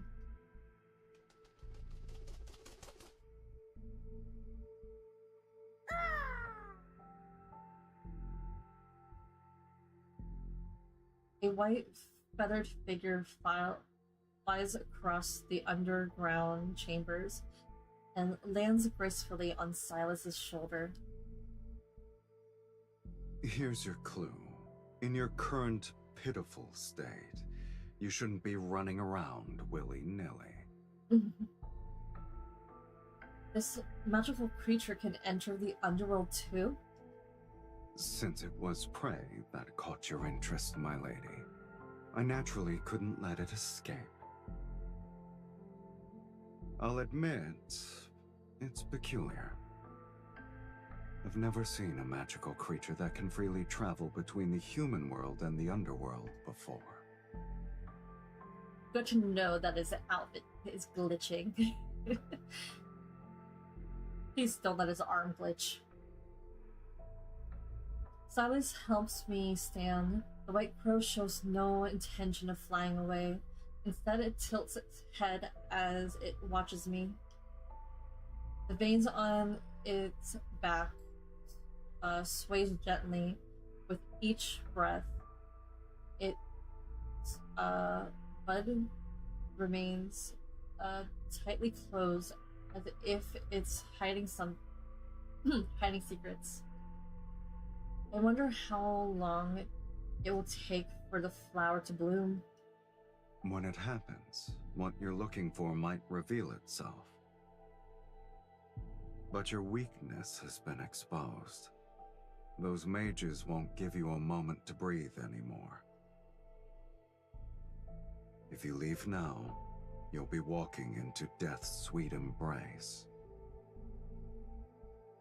His eyes reveal their typical mocking gleam, but there's a hint of genuine concern. I remain silent for a moment. The intense anguish courses through my body, forces me to lean on him for support. If you don't mind me staying here, then I'll wait for the rose to bloom, Count. I have welcomed you from the very beginning.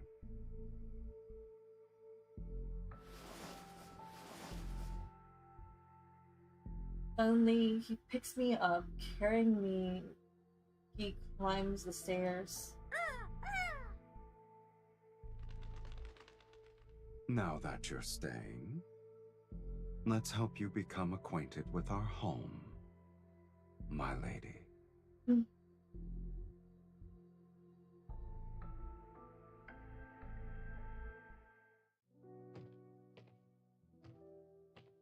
Travis and I reach the top of the staircase. The scenery greeting my eyes is so breathtaking that I almost forgot my pain.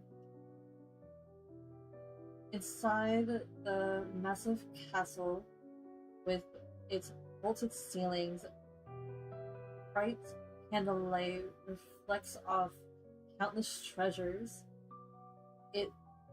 Its radiance is dreamlike and dangerous. Massive beast sculpt hang as decoration, crystals taller than people, containing strange weapons and items that shimmer with an otherworldly glow.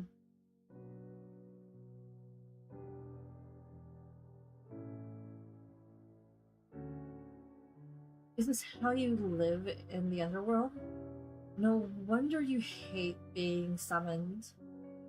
They're nothing more than trophies.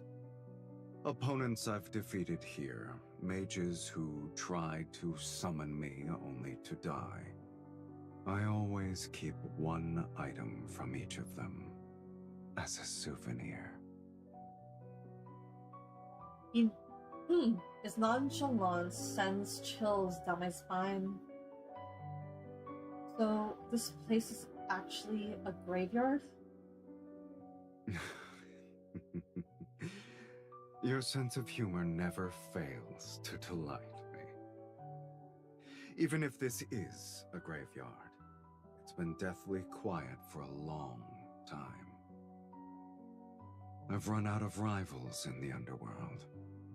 There are no fiends who dare to challenge me. And I can count the mages who survived long enough to complete the summoning ritual on one hand in the past century. So, I'm bored. I'm also a mage who summoned you. Are you planning to take a souvenir from me? He glances at me.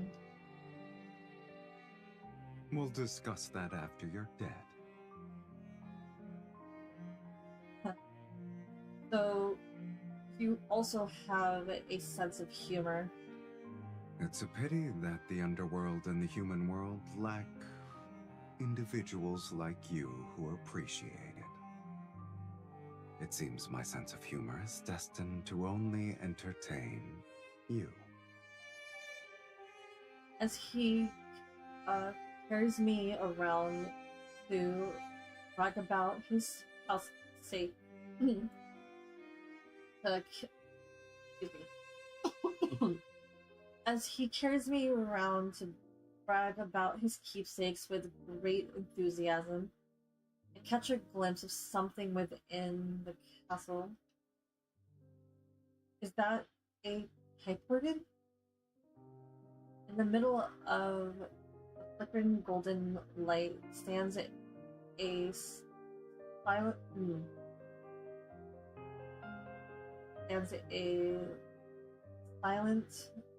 imposing, dust-covered pipe organ. Its wooden casing has lost its luster, as if it's been forgotten in the depths of time. Can you play it? He places me on the bench and presses a few keys.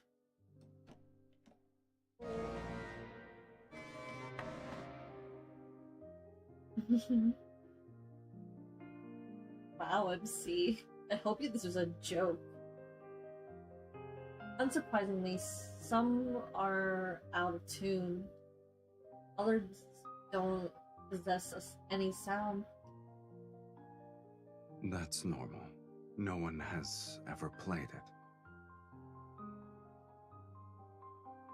And you consider it normal? A room of treasures arranged around a broken pipe organ? Is it special to you? Sylus doesn't answer. He picks me up again and carries me. I'm about to ask more questions, but the sight before me makes me forget my curiosity.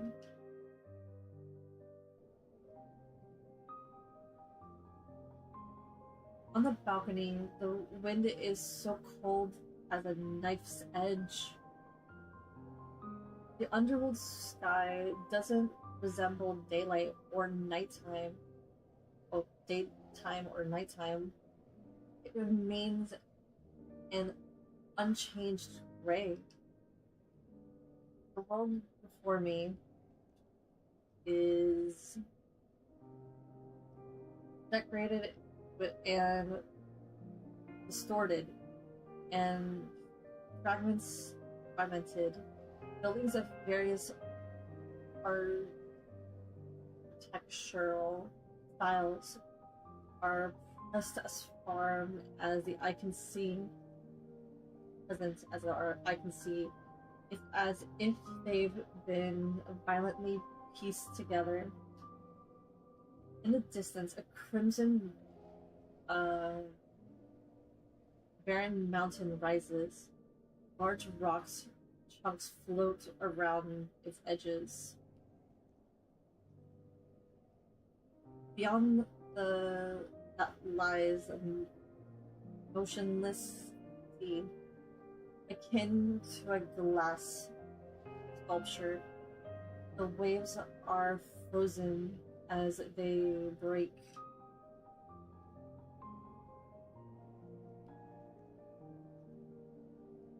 The underworld described in various books is nothing like this. You should read less nonsense. This structure seems to be from different worlds. What exactly is this realm? A graveyard. An indescribable shudder spreads from the depths of my heart. I don't understand. He slightly turns his head. His gaze passes me like the wind. You're not the only one who wants to rewrite fate. And there are other timelines with people such as yourself. Have you ever wondered where those discarded fates go? Established cause and effect cannot vanish into thin air. A place must receive these fragments erased from various timelines. When enough fragments accumulate, they form ruins. The underworld is a fate's graveyard.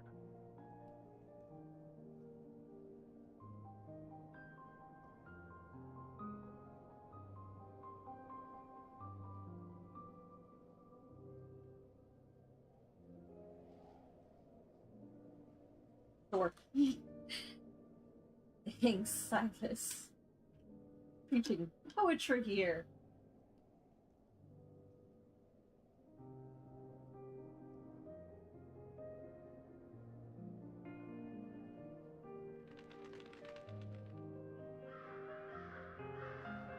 But I think, yeah, what you're saying, Lena, it might be true. Similar to the hunting, some hunters searching for Chiron above the graveyard. The white crow soars in the distant gray sky. I don't know if I'm stunned by Sylus's words or affected by the countless energies surrounding me. A ringing noise floods my ears and my limbs weaken. The magnetic field here is too chaotic. Your body isn't strong enough to stay outside for too long. Without saying another word, Sylus lifts me into his arms and carries me back. Black red mist flows out and seals the door and windows behind us.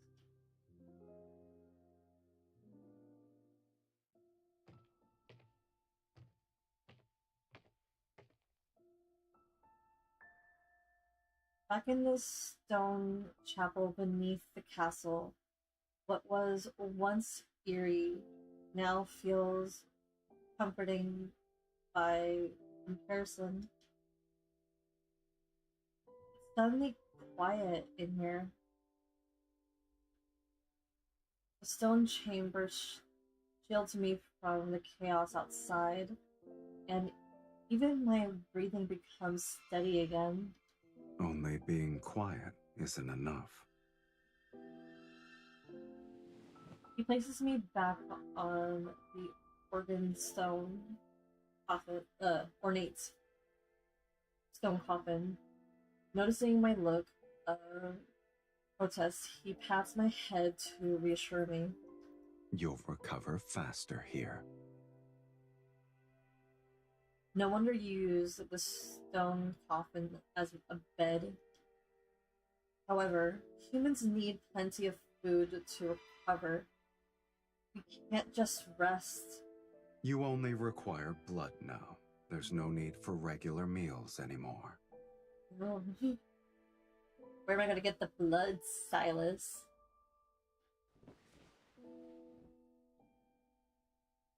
Dauntless, I grip his hand. I've never eaten human food for hundreds of years. I can't quit. No, I've been eating human food for hundreds of years. I can't quit. Even if my body doesn't need it, I still need food to sustain my mind. Otherwise, I'll keep pestering you. How troublesome.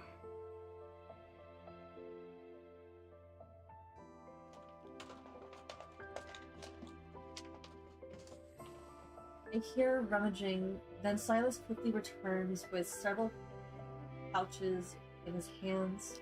You're fortunate.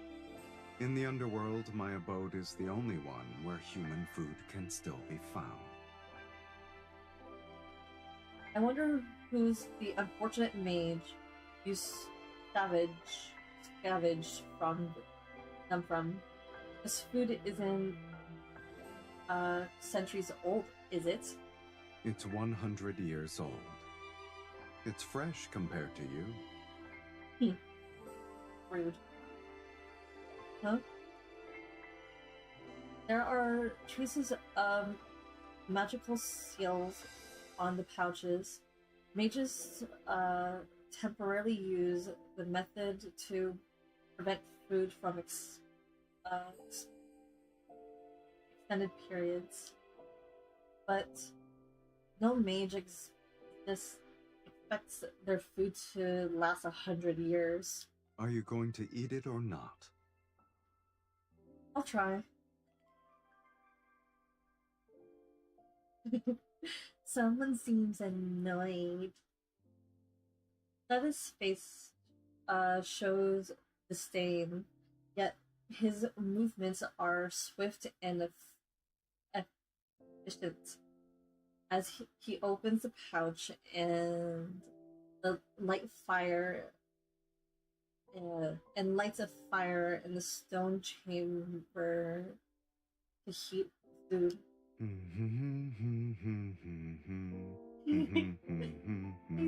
singing. I look at the cold, gloomy stone chamber and the coffin I'm lying in. Then my gaze lands on his busy, happy figure. I know he wants to be nibbled on. I would totally do that too. His wrist, his neck, his everything.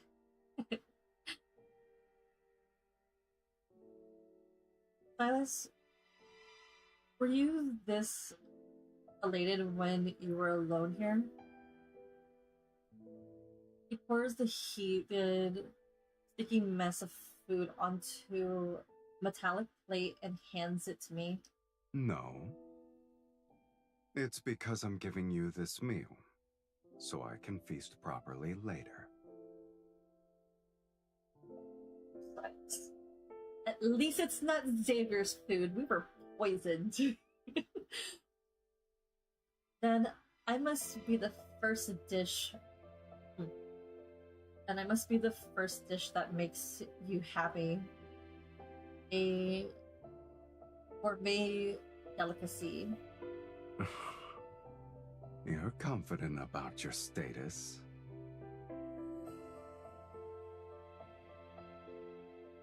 Taste the steaming substance. Although I'm not actually hungry, its aroma still brings me comfort and helps me relax. This isn't my first time lying in a coffin. I was suffocated and suffocating. I was suffocating and people around me thought I was dying. They hastily buried me in the coffin. Once enough time has passed, I woke up and find myself buried alive. I stare absently at the thick liquid on my plate, but my voice remains steadfast. I struggle to claw out of the coffin, but I struggle to crawl out of the coffin. I bet that place still tells ghost stories about me.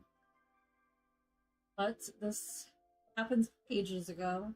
After several eons, I doubt anyone remembers. Sylus listens quietly. Surprisingly, his mocking expression is nowhere to be seen. Is that why you wish to enter the sacred core? Yes. I lower my gaze. It's the first time I've told anyone my real reason for seeking the sacred core. My suffering seems from the curse. Suffering stems from a curse. I lost my most critical memories and only vaguely remember that because of this curse. Only a certain person can grant me the true death. He quickly observes me. He quietly observes me as if he's looking at a reflection below a lake's surface. You want to rewrite your fate to escape eternal torment. Correct.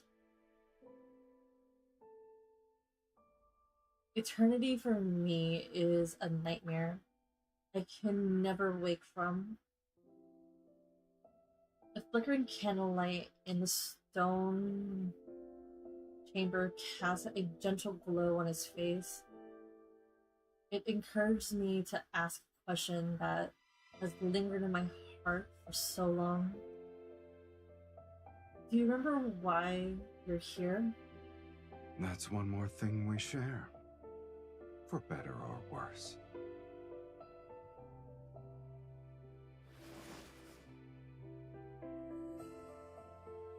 He sits down and leans against the stone coffin. I don't remember how I arrived here. Sometimes, I think the underworld's fiends are simply people abandoned by fate. Since they're not embraced by it, they're free from the mortal world's moral constraints. They only live for their desires. But you said you weren't happy before. I suppose when I defeated a fiend, I'd momentarily feel the zenith of pleasure. That's why I spent most of my time becoming the ruler of the underworld. But pleasure has always been fleeting. After the rapture passes, all that remains is longer periods of emptiness. He speaks of his distant past in a detached tone. With time melting bloodshed and brutality, only drifting ashes are left. I understand him, though there's no reason for it. Perhaps it's because I also experience that passage of time. Maybe my life only has one sensation left. Or, to put it simply, we're like kindred spirits.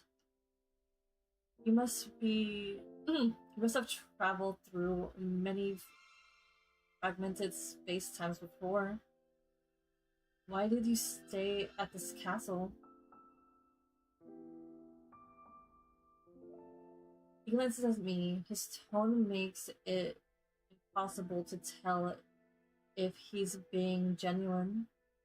Must there be a reason? This might be the only place where I've seen a pipe organ. Is that so? It's the only object that feels familiar to me. My heart races for no apparent reason. An inexplicable thought appears in my mind. This castle doesn't have to be the deathly silent. So deathly silent. After all, its owner isn't cold-hearted.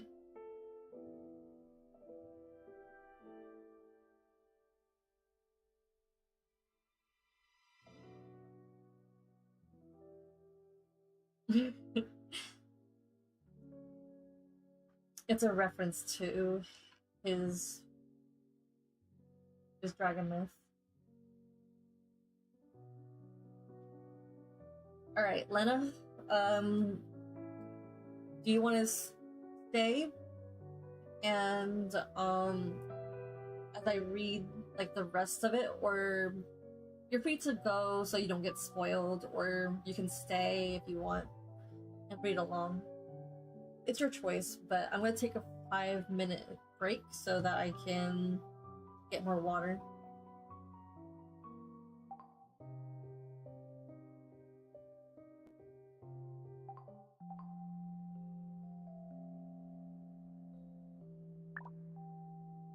You're the only one who'd disturb me at this hour. I don't often get a free day like today, and you aren't busy either.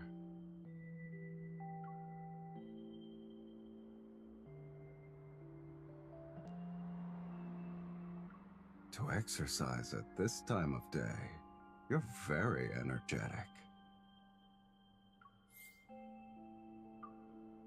It's difficult to stretch in these clothes. I'll change into something more comfortable.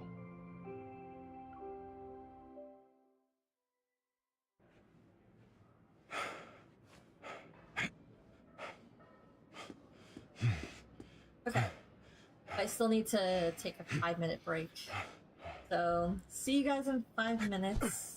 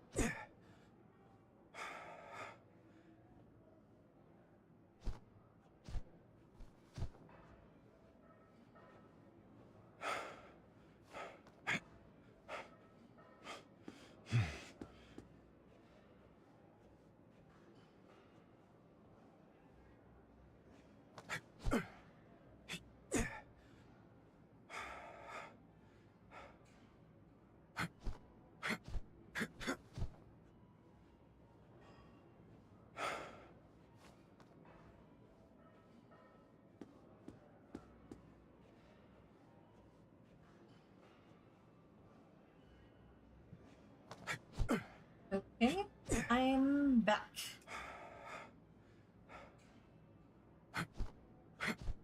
So, our current count on the being called wife is 6.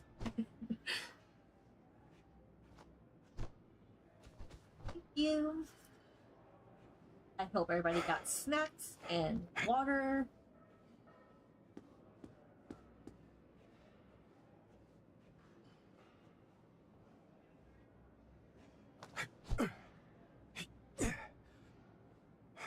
or alcohol.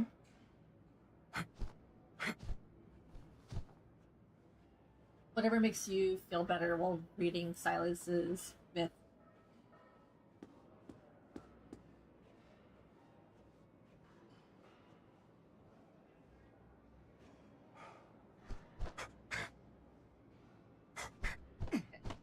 He's almost done. Got 3, 2, 1.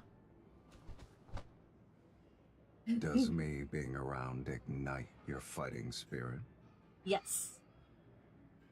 And not gonna lie, I actually use him to inspire me to actually go out and work out.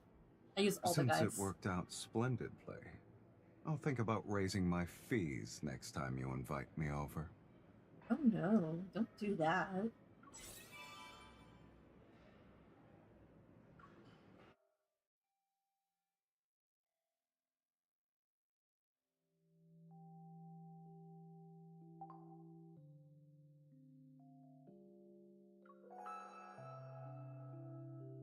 Alright, time to continue.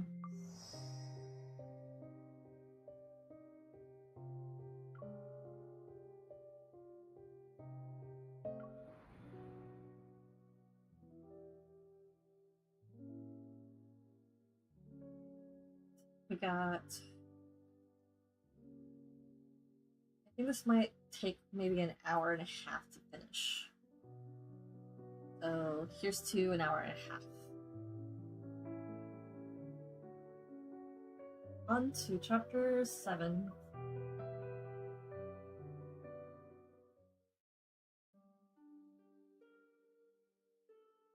Several days later, the torment inside my body has slightly subsided. I can now leave the stone coffin and walk around the castle.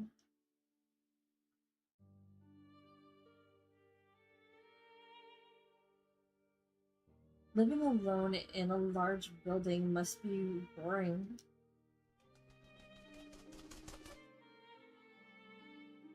Grayish light pours through the castle's windows as the white crow dives. It's carrying something in its beak. It lands on the railing beside me and opens its beak. A black feather gently rolls onto my palm.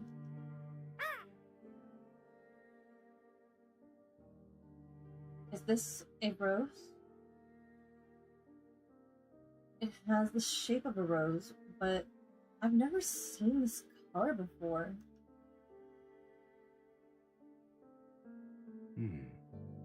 When did it bloom? I haven't seen the Underworld's garden yet. I grab Sylus's wrist. Should we follow it and take a look? You've barely recovered, and yet you've already forgotten what happens when outside energies affect you. I've been stuck in here for days. Besides, you can protect me. This is an order. Are you certain your orders still work in my territory?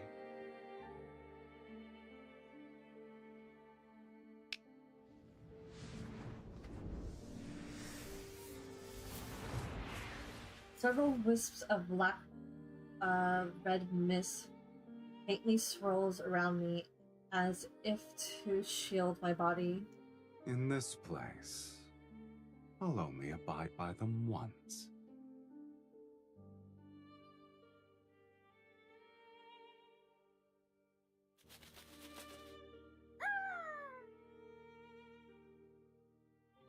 The white crow leads us to the area behind the castle. The hillside is shrouded in hazy light. To my surprise, the field of blooming blue and black roses lie at the bottom of the stone steps.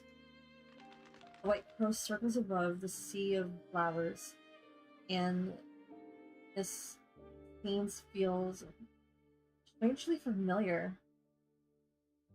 I feel like I've experienced this before. In a dream?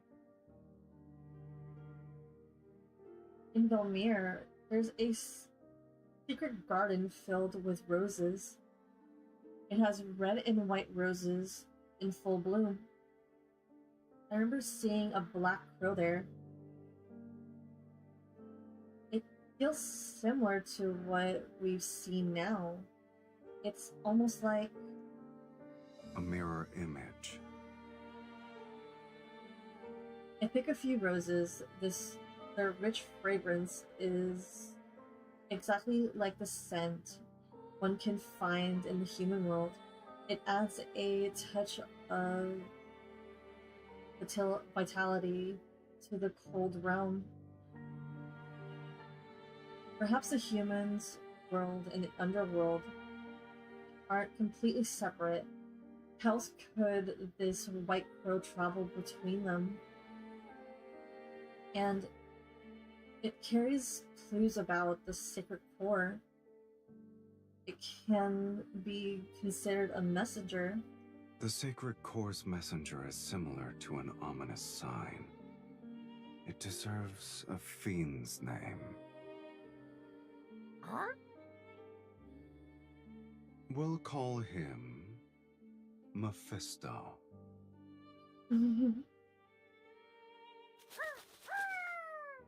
He likes it. The white crow cries out as if he's approving his new name. He lands on Silas's shoulder. The rosebud on the bird's back quivers slightly. It might bloom soon.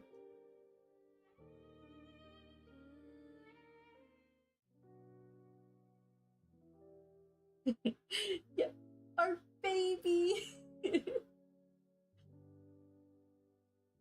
It's our sons. Now we just need the other two. I miss our sons. I miss our Luke. I miss our Kieran. They haven't showed up since, like, Death and Rebirth, I think. Oh, wait. When was the last card that we saw them? I miss our baby boys.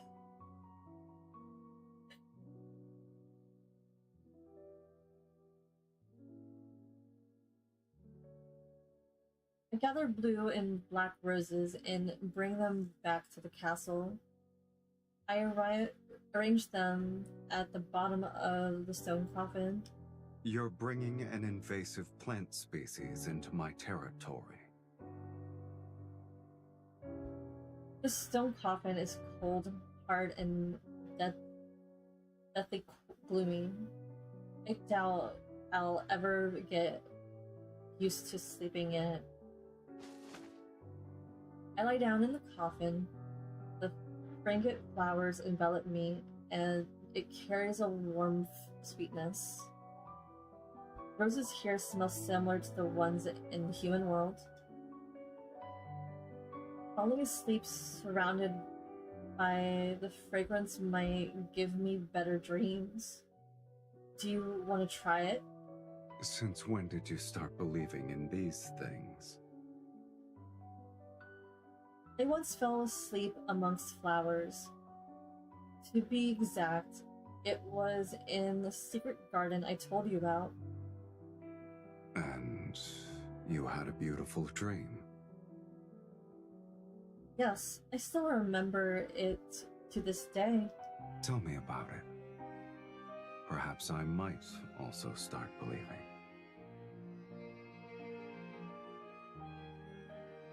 After you have your own sweet dream, we can exchange stories.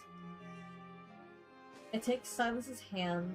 He doesn't refuse, and he moves closer as I pull him into the small sea of flowers.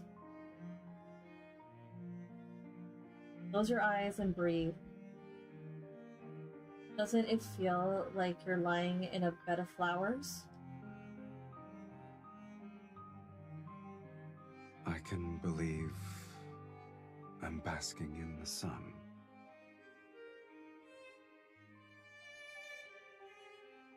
His tone remains as tense as ever, but there's a subtle joy in his voice. He has yet to let go of my hand. I close my eyes and sense the floral fragrance intensify in the darkness. I became more aware of his warmth that I'm holding. Sylus? When we return to the mirror, I'll take you to the secret garden and show you those roses. All right.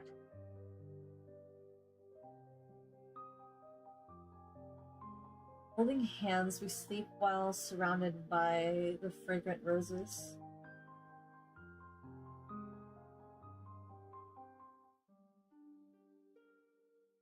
Thirsty. I'm so thirsty. I don't know how long it's been.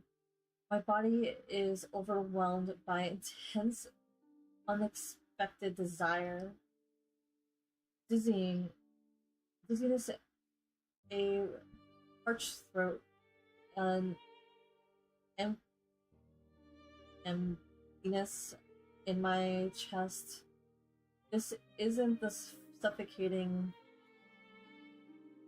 Excuse me. This isn't the suffocating heralding and approaching death. Heralding, approaching death. It's an uncontrollable hunger. I think I saw something on Twitter. An artist made something. It was so pretty. So this is where it's from. I thought it was from the event, but no, it came from here.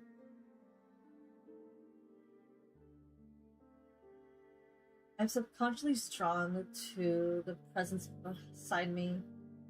I don't want the scent of flowers, but this intense burning essence.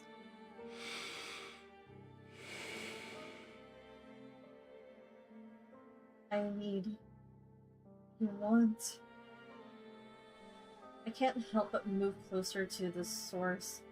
Seemingly in the deep slumber, Sylus's eyes are closed. I lower my hand towards his chest and inhale his scent. His heartbeat awakens a deeper carnal craving within me. I follow the warmth over his collarbone and his Adam's apple. I'm drawn to the side of his neck. The essence is more evident. Its warmth pulsating against the tip of my nose and lips. I want Sylus.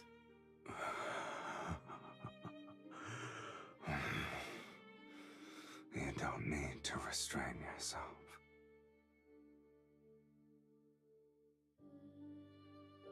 Since we're the same now,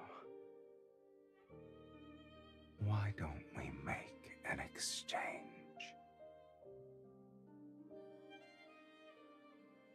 Yes. The wild growing hunger inside me doesn't let me hesitate. I agree instantly.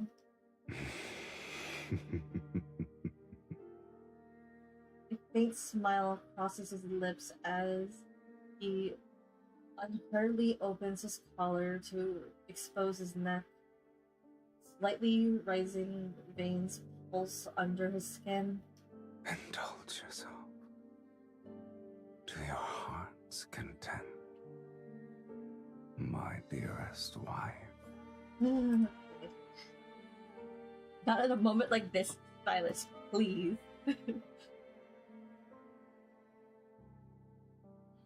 I lean forward, my fangs piercing his skin. Warm, thick liquid floods my mouth. His ears are red. He likes it. The taste of in my mouth is rich. Cloying, rich cloying? I think that means blood. Damn. Context clues. It carries an intoxicating power that makes me dizzy. I feel as though I'm drinking the night's darkness that's been brought to a boil.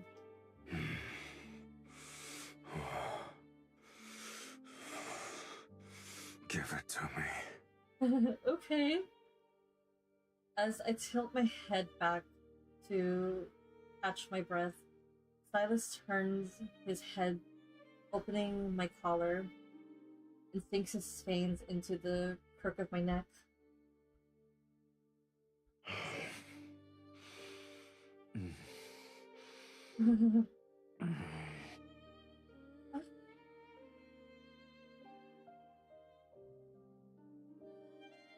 Pain and pleasure overlap this and surges as our breaths quicken and intertwine. Blood and skin pressed against my lips and teeth. The scent of flowers and blood merge, and our heartbeats gradually synchronize beneath our skin. Oh, goodness.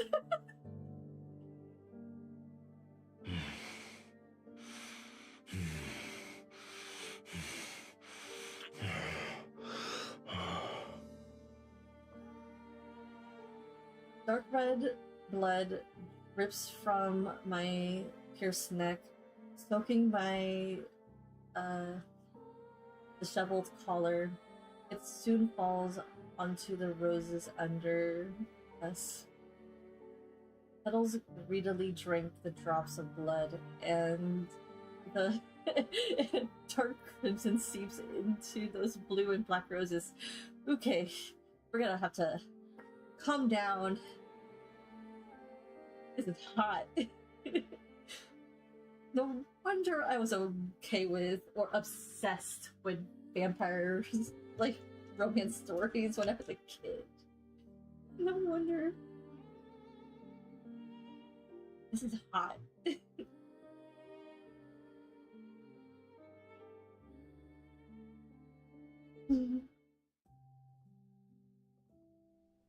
I don't know how long I've been asleep.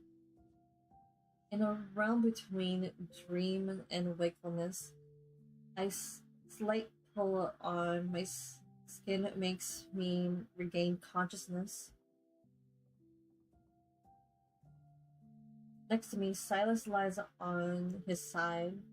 He holds a soft handkerchief and unhurriedly wipes away trails of blood from the corner of my lips.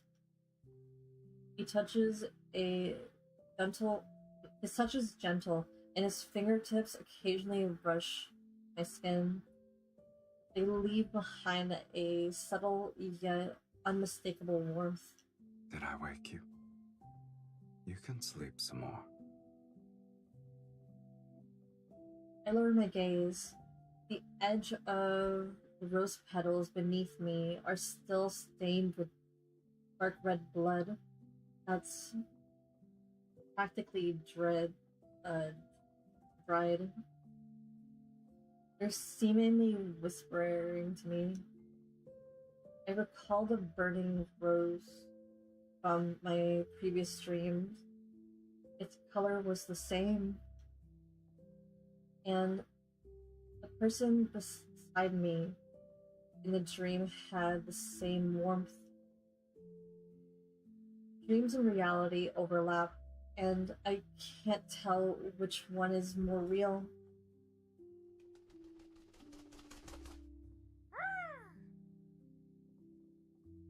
Mephisto perches on the edge of the stone coffin, the rosebud on his back large is so large that it's starting to unfurl. I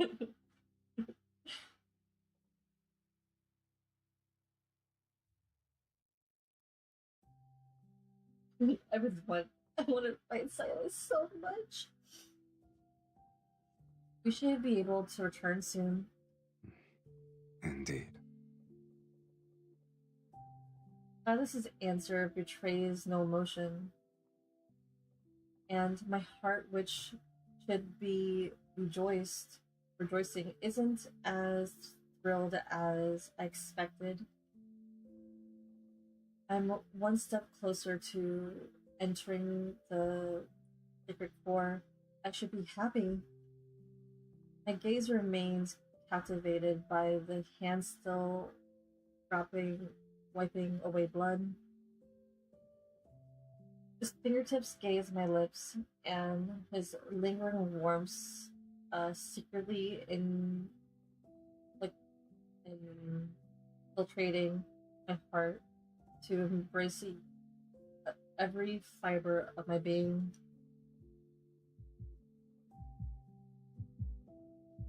Once we enter the sacred core, this curse's shackles will no longer bind me.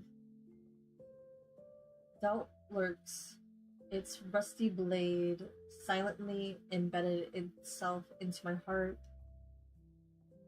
Isn't this what I've always wanted? Why am I hesitating?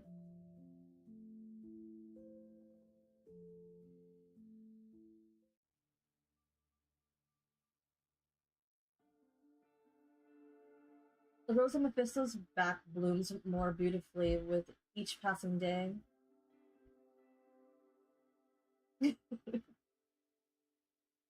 Unfurling one layer at a time, its petals are akin to igniting flames. I know what you mean, and see, you finally found out you're in love. That's what you needed, love. Deep within the flowers center are entwined silver threads like patterns, fragments of magical power. Once the rose is in full bloom, their magical fragments will be revealed.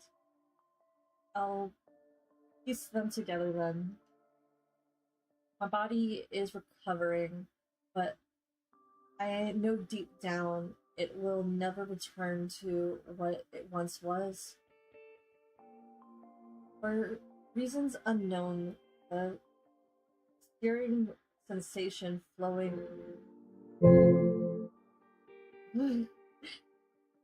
Siri.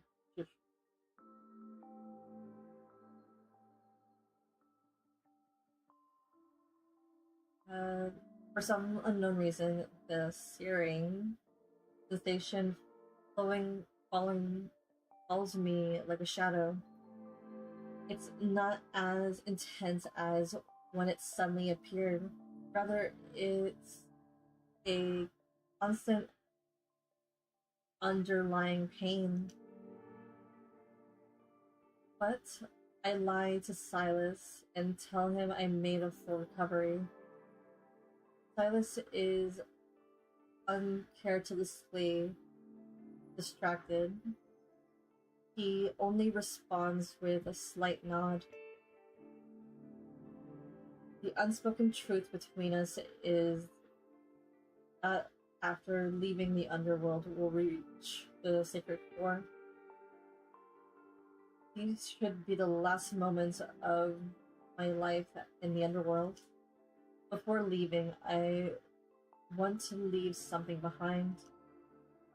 Perhaps it's to prove I was here, and perhaps it'll make him remember me. I wiped down the neglected pipe organ deep within the castle, up to the cover, open the cover and clean the pipes. You're already bored of this place? Or you have a rare hobby for repairing pipe organs? Not necessarily. In the past, I disguised myself as a devout core member of to find a book containing forbidden magic. It was sealed in a chapel. Ah, yes. You do something of that nature.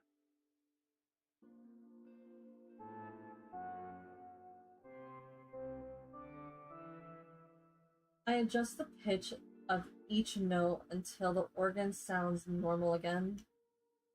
I stay there for a long time and learn tunes and repair techniques. I never thought I'd get to use them here.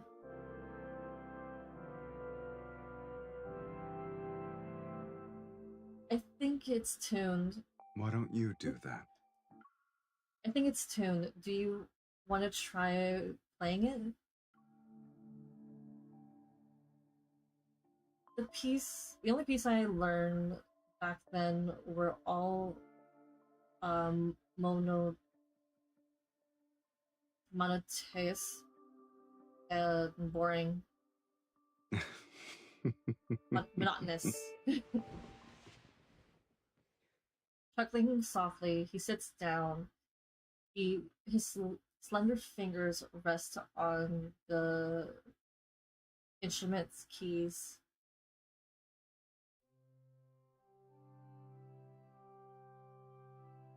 The melody flowing from his fingers remind me of warmth submerged in water.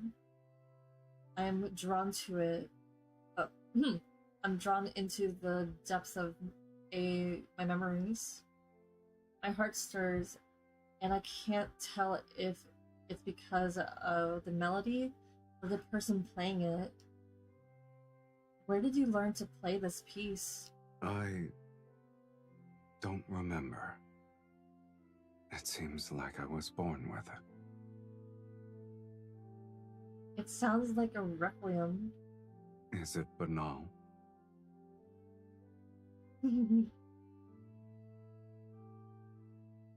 No, it's tranquil. In trance, I watched his fingers dance.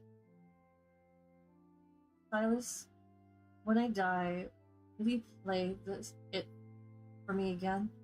How can you hear it if you're dead? I'll hear it.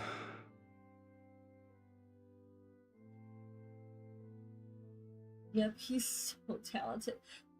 Like, all of them are. Not fair.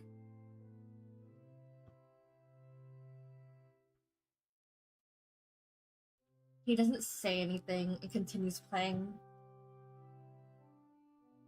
The ancient castle's vast corridors and walls reflect the music back again and again as they're trying to crystallize this moment in time. This is our last night in the underworld.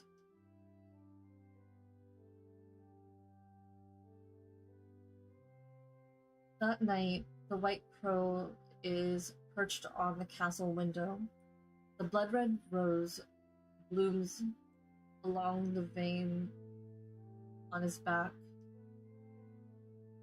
The delicate line on the petal converge into silver-white spirals at the flower's center. It resembles a dissected nebula. I lean in.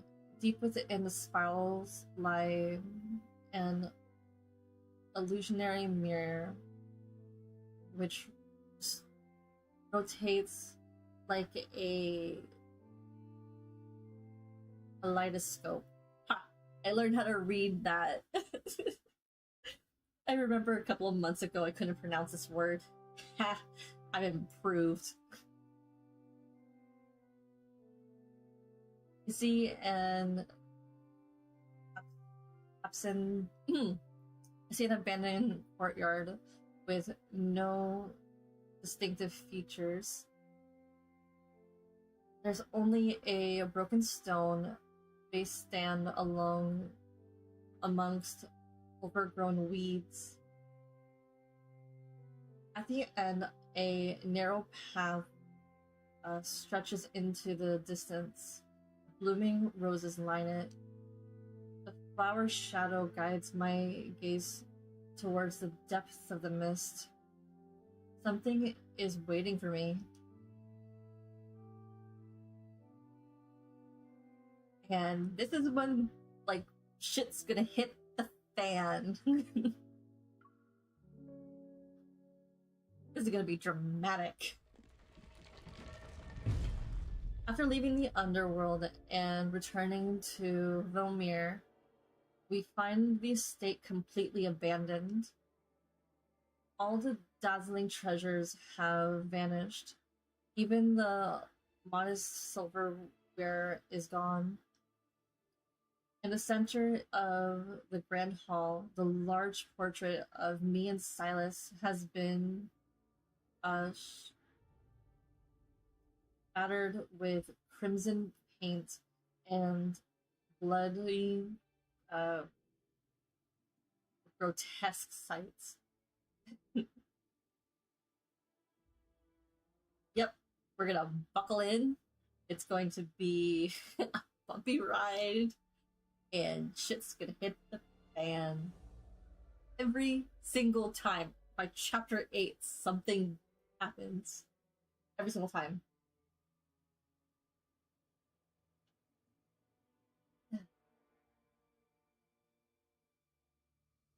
Our faces have been erased, and only crimson words are smeared on them. Fiend, an evil mage. What the fuck? These people are stupid as fuck. Many nobles at the royal hunting grounds witnessed me kill the mages. They also watched you drink my blood before we vanished. The mages who were fortunate enough to survive and embellish their story, they painted us as fiends wearing human skin. This is the price for summoning Sylus. This is stupid. We're stupid. And I let out a scornful laugh and a wave my hand to the destroyed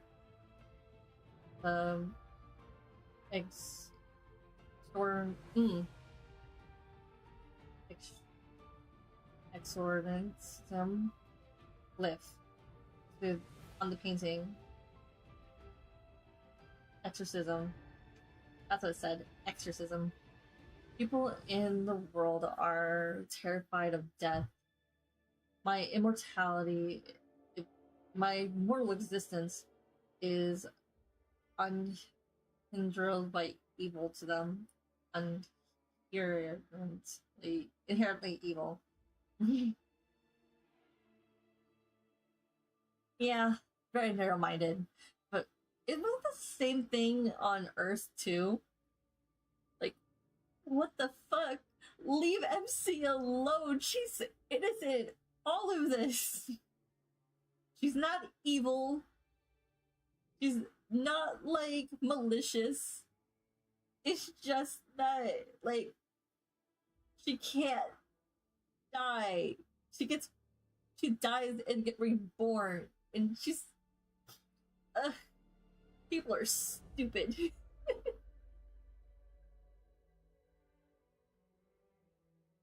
You have no attachment to this world?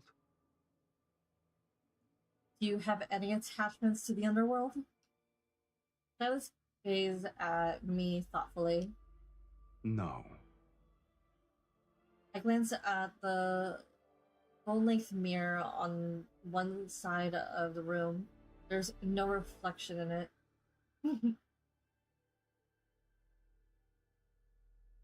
No Sylus, no me.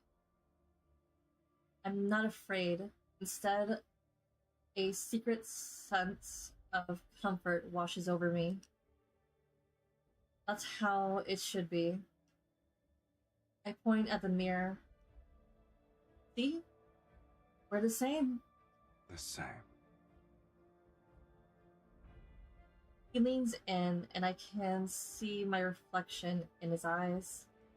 I like that. We turn to leave. We must find the prophesized ruined courtyard that relates to the sacred core.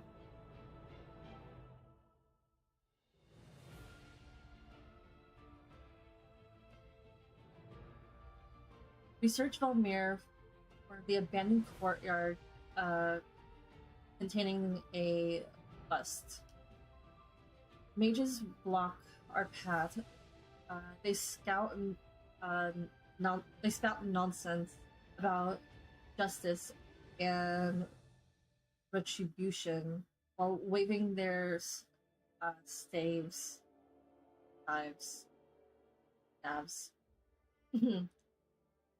However, their eyes reveal their true greed. Justice's clock is the perfect disguise for desire. In merely a few days, news of a fiend and evil mage returned from the dead spread like a plague. Mages create rumors that we seek the sacred core to overthrow the world order and unleash fiends upon the Sylus. These people are idiots. They're so stupid.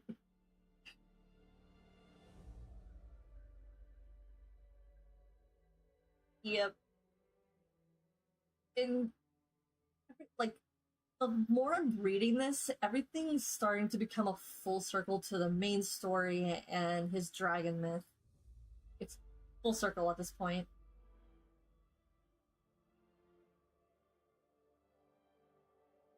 More mages rush to Valmir to use vanquishing evil as a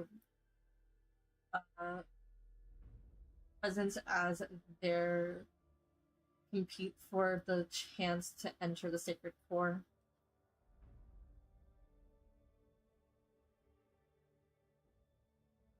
Our search for the destroyed courtyard amongst ruins continue.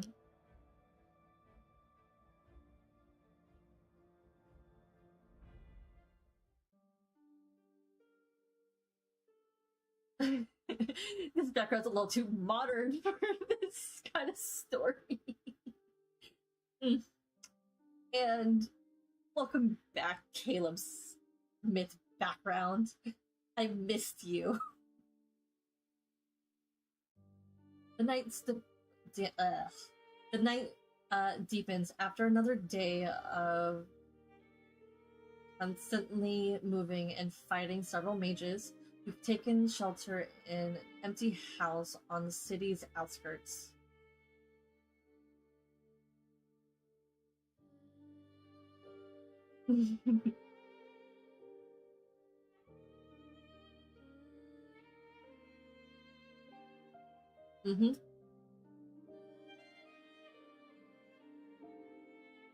Right? Like, everything is like coming full circle. The countless searing pain in my body grows stronger. With each passing day, maybe it's because we're getting closer to the sacred core.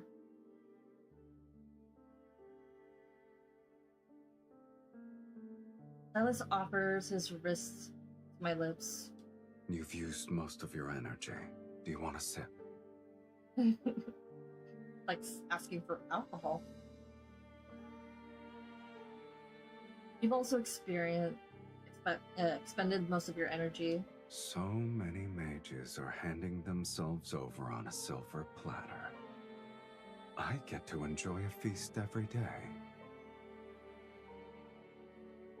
I firmly turn his face towards mine and look into his eyes. You liar. You haven't been honest with me either. Am I mistaken? Stay silent. I know he's aware of the fact that I've never fully recovered, but he doesn't say anything about it. He absorbs blood from our enemies and offers his own sustenance to me.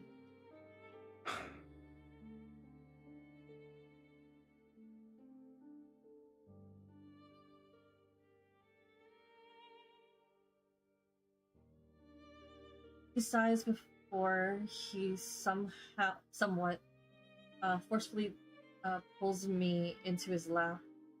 Oh, where is his lap? The best place to be. He guides my head to the side of his neck.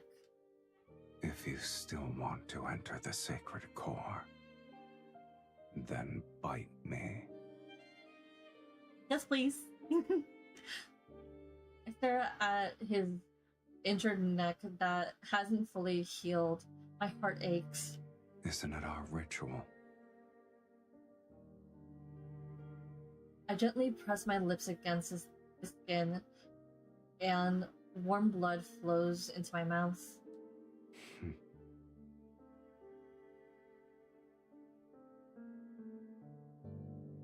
Moonlight veils in blood mist, shines through the window. It illuminates his gaze, and those unfathomable depths could swallow me whole. It was only a glimmer, yet it feels like 1,000 years have passed. My thoughts begins to expand. It's akin to a sponge absorbing water. After rewriting fate, I will never see these eyes again.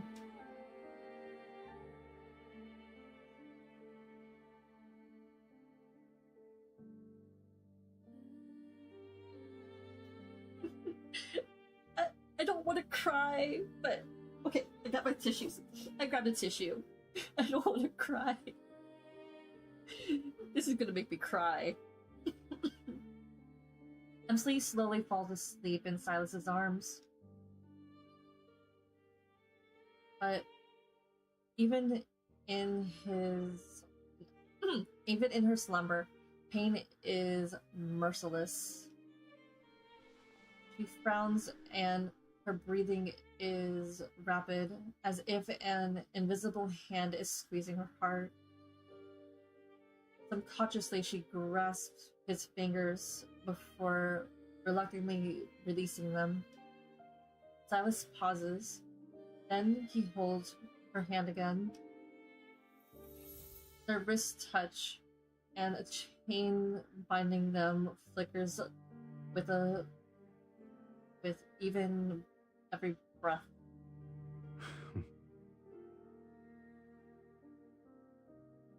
Somehow, he no longer resents the linkage he wants to rid himself of. In fact, he wishes it could bind them more tightly together. Supposedly, it's been a long time since he thought about returning to the underworld alone. In his eyes, his dreams, his imagination, her presence exists in his everything. But if there can give me a second. But if their circumstances never change, the one who stays by his side will continue to endure endless torment. If bearing a curse is your fate, then rewriting that is part of your destiny. Fate isn't the only answer. After all, I never believed in it. If fate demands your suffering, then I will destroy it. No matter the cost. This shall be the price I pay. Swoon.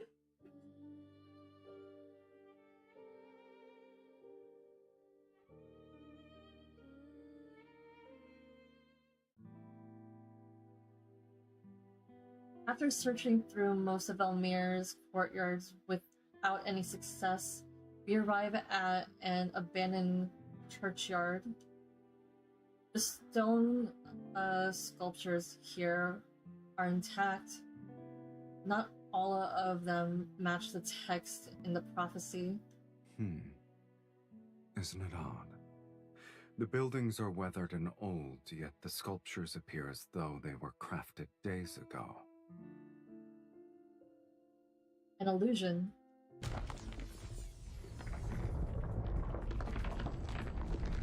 The ground suddenly trembles, stone breaks, and a massive skeleton rises from the center of the courtyard.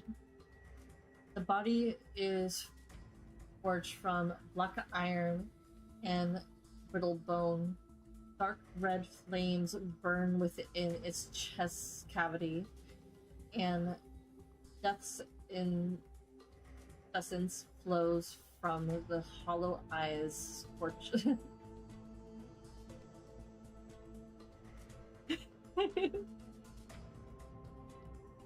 Hi, Bunny! Nice to meet you. Welcome to the chat.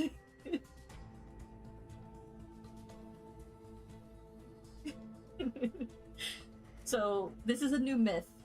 So, we're getting Sylus with with long hair.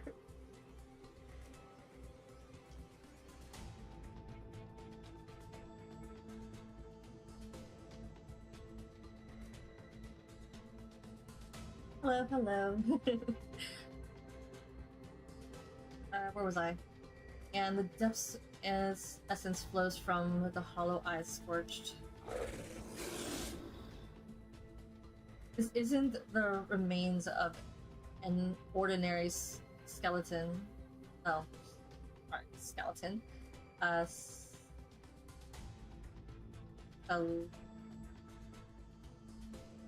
word. Let's know. The skeleton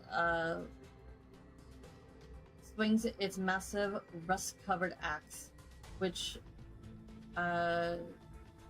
generates overwhelming energy waves. Regardless of what it is, the fact that a trap was set means we're close to the answer.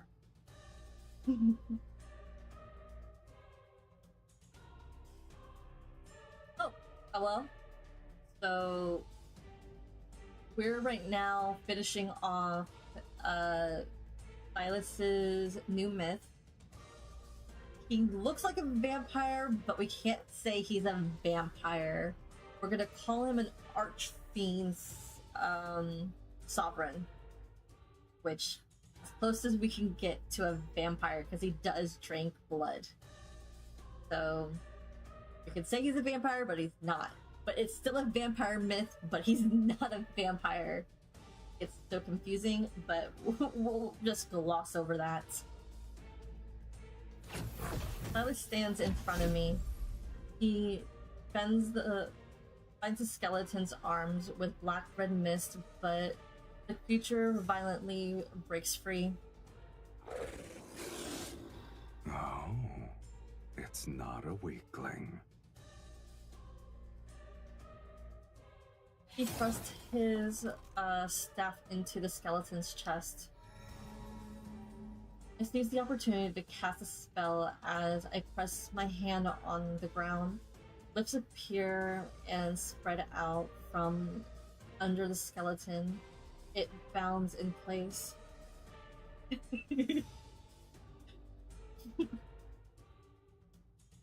Yep, basically. I think Infold can't officially call him a vampire. Now.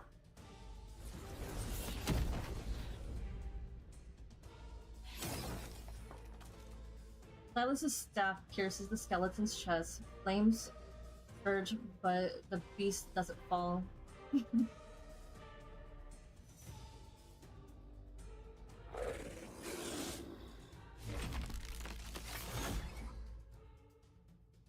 Brittle bones scatter only to resemble, yeah, literally reasonable.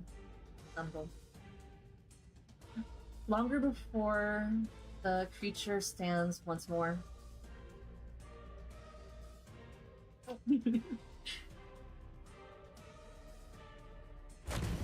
The giant axe sweeps across the ground and sends stones fragments flying.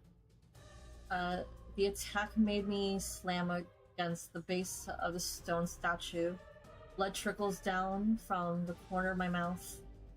Get behind me. With pleasure.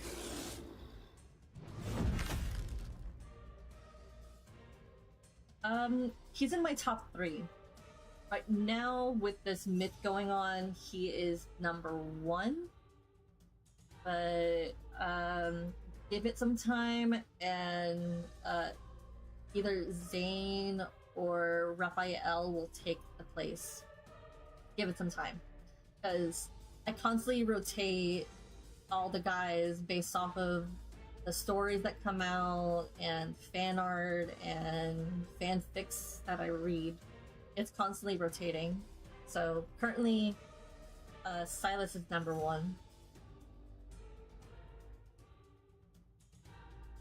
Sylus spreads his wings and flies in front of me. He takes the second to strike as his shoulders become a bloody mess.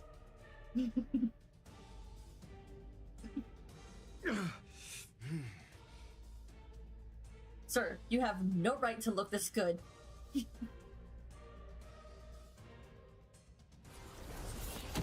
I clench my teeth and channel my... You don't have to be so fast. I clench my teeth and channel my energy into the staff and draw another glyph. Glyphs spread out and engulf the skeleton.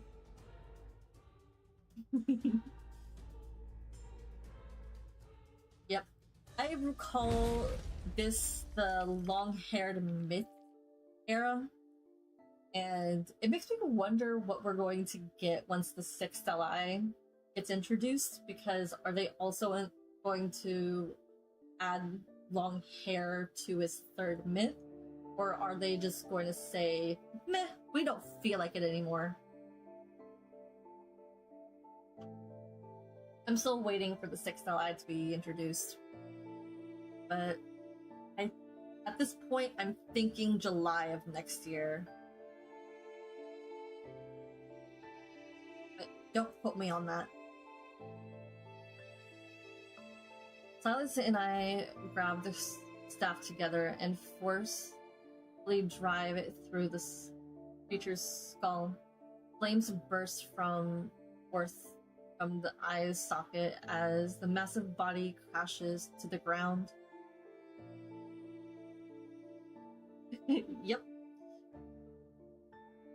Once we're done with the myth, I'll show you everybody's long, luscious locks.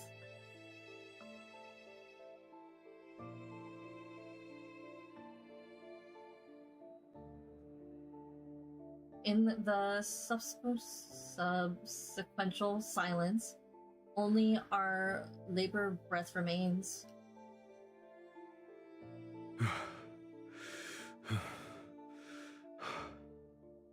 Sir, you still have no reason to be this hot when you're beat up like this. I fall to my knees, my palms covered in blood. I gasp for air as the searing pain inside my body intensifies. Sylus folds his wings and drags his injured body over me and supports me as I stand. What a shame. We almost died. Yes, we barely avoided this opportunity. In spite of our pain, we weakly smile at each other. Amongst the broken stones, a half destroyed statue emerges. It matches the one on the prophecy. Yep.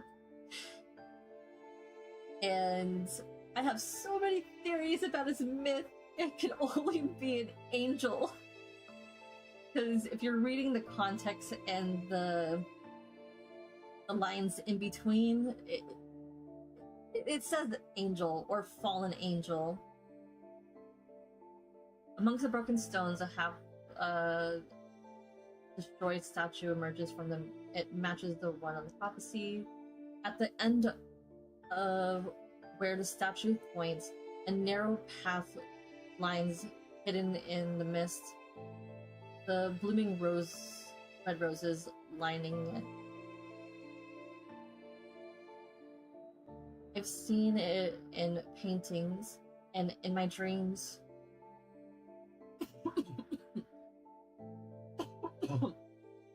This is the entrance to the sacred core. The goal that I've chased for hundreds of years is right before my eyes. I am momentarily stunned. This isn't a dream, yes?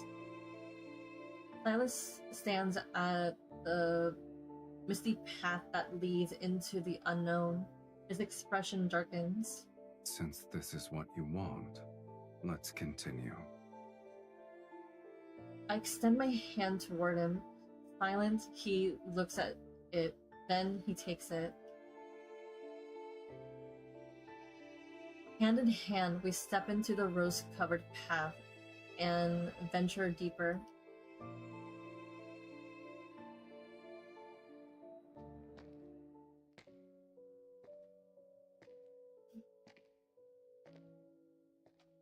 Mist churns around our feet as my body reaches its limit. Each step feels as though I'm walking on knives. No, the only theory that we have, or confirmed, kinda, is that his eyes are going to be of a yellowish hue. The theory is he might be a redhead, and he might be Raphael's rival, or his, foil. That's the only, consensus that everybody has come to. Well, this is the consensus that people have come to, that he might be a redhead, he's going to be Raphael's foil, confirmed yellowed eyes, and we don't know if he's going to be even more connected to Ever than all the other guys, or he has nothing to do with Ever.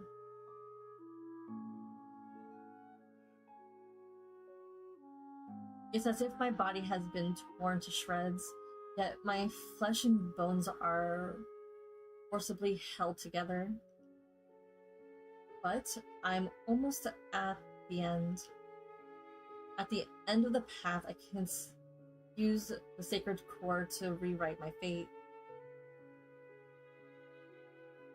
Yeah, I think so too. Like, that's the only thing that leading to it. Then the pain will be over. The linkage between Sylus and me shall end as well. We look at our clasped hands. Once our connection is severed, Sylus will return to the underworld. As for me, I'm uncertain of the life waiting for me, but it will be one without a curse, pain, and Sylus. From the depths of a breeze blows along the path and carries a faint floral fragrance. Rose petals scatter in the air. They land on my hair and Silas's shoulder.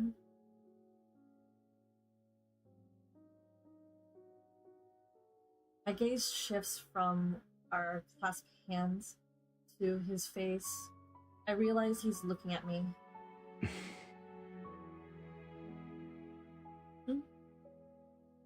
What is it? The entrance is beyond the mist. I know. I stop in my tracks.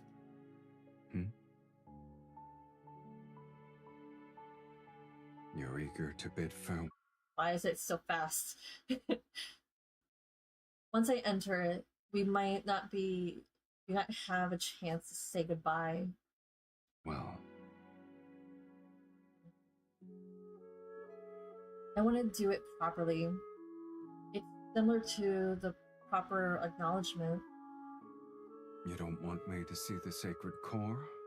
All right, then. I wasn't even the slightest bit interested. His tone carries its usual sarcasm, but there's no trace of amusement in his eyes. Should I offer my blessings for your inevitable death? I wish that you'll be free from curses and live an ordinary life without any sort of suffering. Or should I wish for us to never meet again? Don't say that, Sylus, please.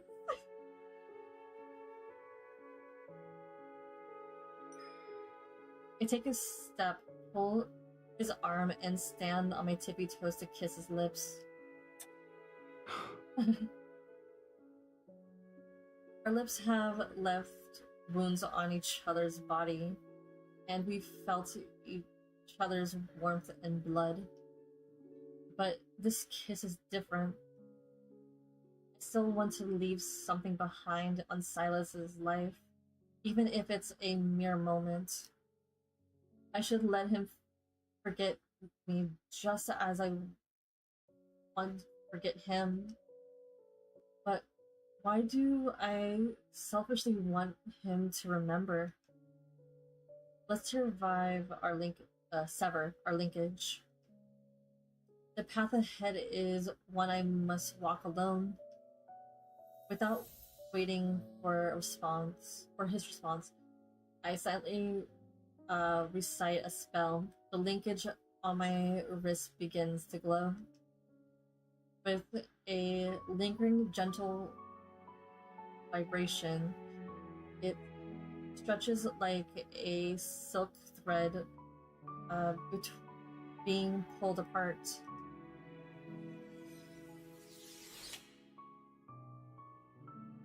The thread of light breaks. Its fragment turns into tiny motes of light that floats away with the wind. They disappear into the mist. This is what you consider a proper farewell. Sylus, you're free now. He looks so pained. Please stop. They're breaking my heart. As I say those words, I feel an unfamiliar emptiness around my wrist.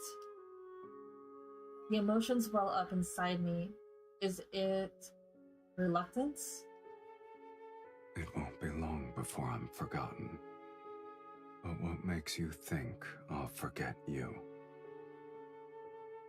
Stop. I don't want to cry. Of course you will forget me. It's a lie. staring at me as if he's already seen right through it. Yet he doesn't try to interrupt me. Stop. I don't want to cry. Please. I need to get through 2 more chapters.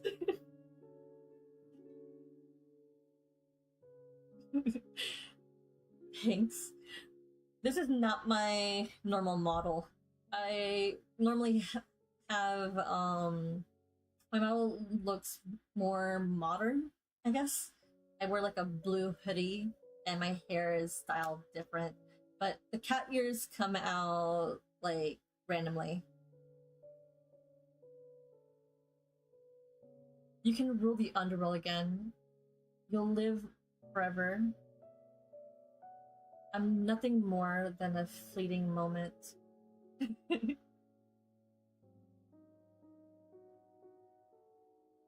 Another lie. Yes, the hoodie gang arise. You're speaking as if you know what I desire. I hope it's what you want. You gave me another order. In the future, when you play the melody again in your castle, if I'm truly dead by then, my soul will still hear it. I take my hand, he takes my hand, his fingers pressing my slightly trembled palm. Is this the final testament you want to give me? Stop. Why not? You'll always abide by my orders. With countless unspoken feelings buried in my heart, I look at Sylus and force myself to smile. Farewell, Sylus. Mi amor.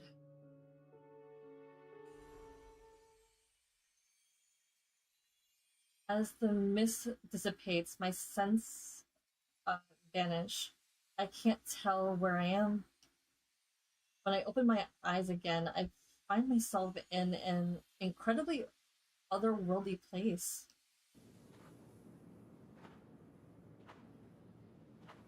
This place has no sky, no earth. There's only endless white sand that's constantly flowing. Sand cascades from an indeterminable height. Layers upon layers of it almost fills my vision. I'm struggle to move. I'm like a prisoner trapped inside an enormous hourglass. Please listen to my wish, Sacred Core. The fate I wish to rewrite is one without any curse. The energy within my body is ripped away by an invisible hand, transforms into grains of white sand that falls onto the flowing sea beneath my feet. Yeah. All I can say is, like, with every myth that I read, I learned to keep a box of tissues near me at all times. I do not guarantee I won't be a bawling mess. I'm already starting to sniffle.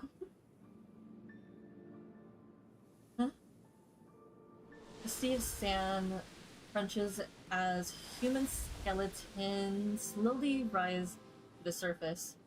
Tattered old clothes still cling to it.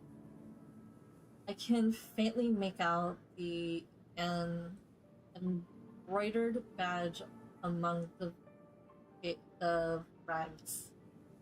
The name on it is Sahiran. My pupils constrict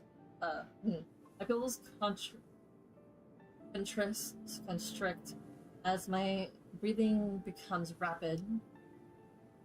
Sir, here, the last archmage to enter the sacred core, the one who left clues about the manifestation of the future generations. At long last, a prisoner of the sacred core has arrived. Pardon? Prisoner? The skeleton's jaw moves slowly as it begins to speak. You've discovered that this is a lie. Is this Chiron? Please don't let this be Chiron. The sacred core could never rewrite fate. It's merely a vessel that devours the strongest souls. Well, shit. All mages who enter the sacred core sacrifice their souls. Oh, shit. Now it's your turn. Well, fuck. Oh, shit hit the fan. I called it.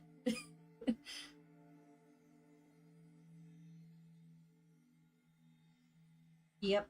Dragon style, yeah.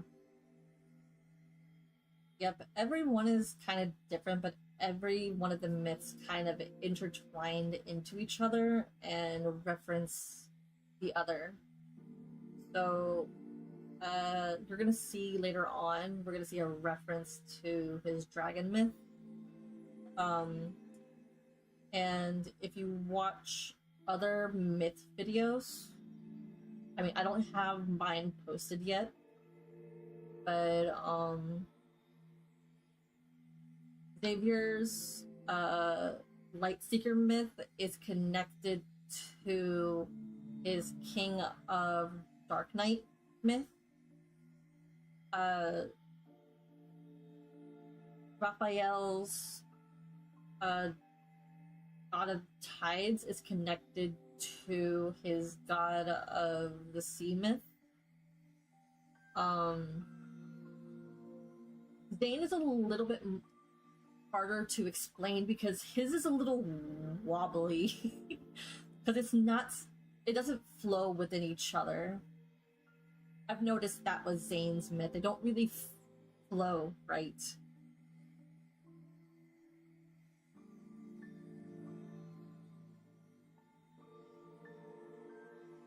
The voice actor reminds me of the one from Chiron from Death and Rebirth. Fear surges wildly in my chest. I struggle to stay calm as I create a glyph to slow the process of my energy being drained. Akin to a waterfall, sand pours down from above. Cracks begin to appear in my glyph as the scorching energy continues to disappear. I can't accept death, but I can accept death, but I refuse to be manipulated. The crystalline fragments detach itself from my chest. It emits a dazzling light. Yep. That was how... No. Zane has no canonical.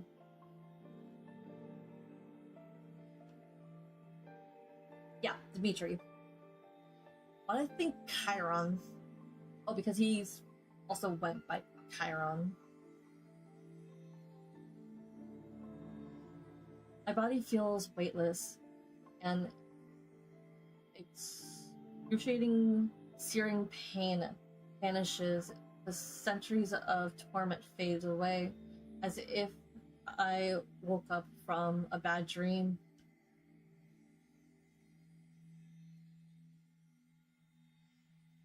Is this the source of my suffering? My curse is a fragment of an incomplete soul? No. I desperately tried to grasp at the fragment. I don't choose. I didn't choose this. Rather, my actions to drive by pure instinct. Even if it's a curse, even if it only brings me suffering and pain, something deep within me tells me I cannot lose it. Yet my struggling is futile. Why gotta read so fast? The fragment drifts further away. My energy continues to be devoured. My consciousness rapidly diminishes. Excuse me. Disintegrating.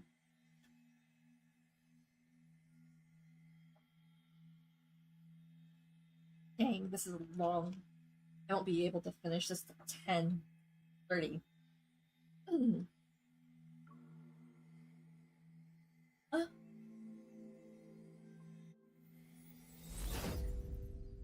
As darkness closes around me, a familiar light begins to spread from my wrist.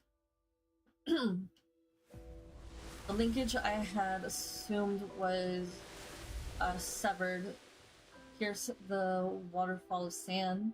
The layers of cascading white are torn apart. The linkage between us cannot be severed. Sylus advances against the sand's flow. His figure akin to a blade slides through the failing world. Excuse me.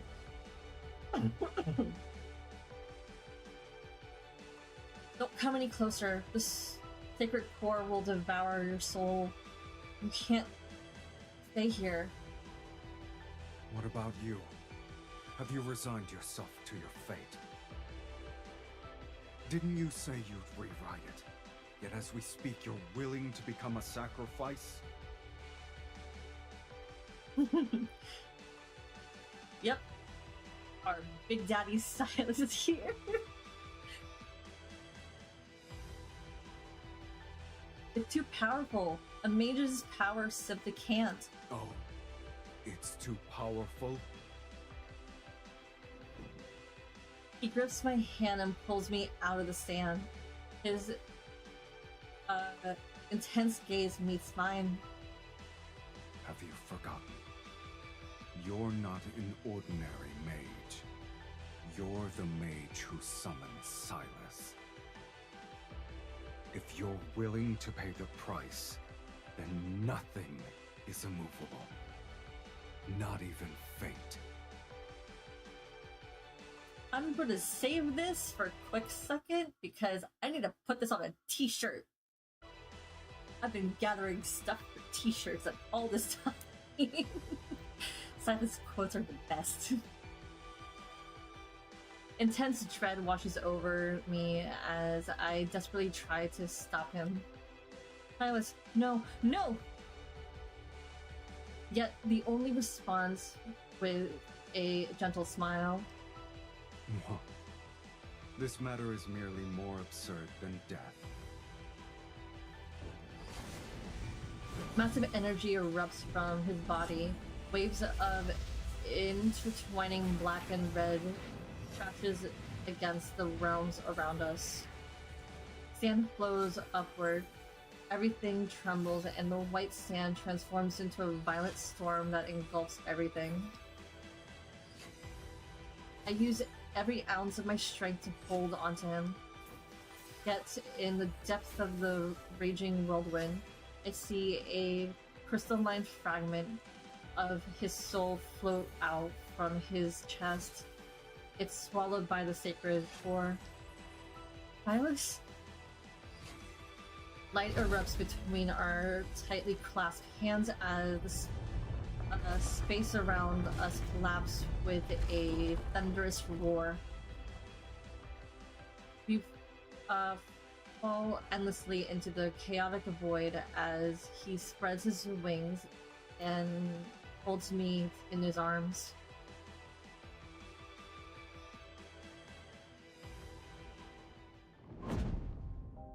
Nice. The world peels away and vanishes behind us. Silence returns.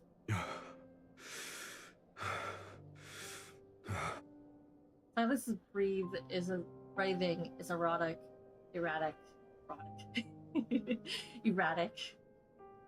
His face is deathly pale, and his body feels unnecessarily cold as he holds me. Without your energy, he won't be able to return to the underworld. I never intended to go back. I caress his cheek. He lowers his gaze as a wary smile appears on his face. Sylus, we had identical soul fragments, and we lost them.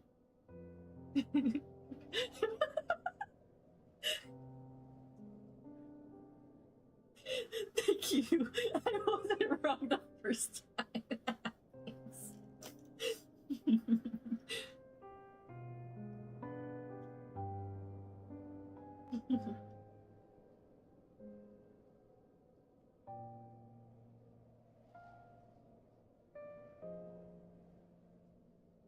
On two shells that lost their souls still the same.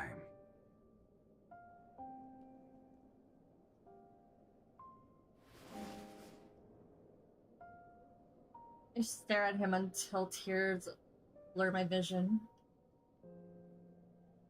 The pain within my body has vanished. The curse of immortality has been lifted. For the first time, I've truly become an ordinary human. My flesh, soul, and life are as fragile as a mortal's, yet they're just as real. Why are you crying? Sylus, you wrote my fate this time. If our fates were different, how can we truly be the same? But your pain, but you paid the price to sacrifice every path that would let you return. You'll never be as powerful as you once were. You've chosen the most difficult future for yourself. I have no regrets. No regrets. He crosses his arms and observes me with what feels like an eternity. Your past self died as your pain disappeared. Starting from this day, everything that happens will be our shared fate. All the places we'll visit, the sights we'll see, the enemies we'll face, and we'll spend the rest of our lives together.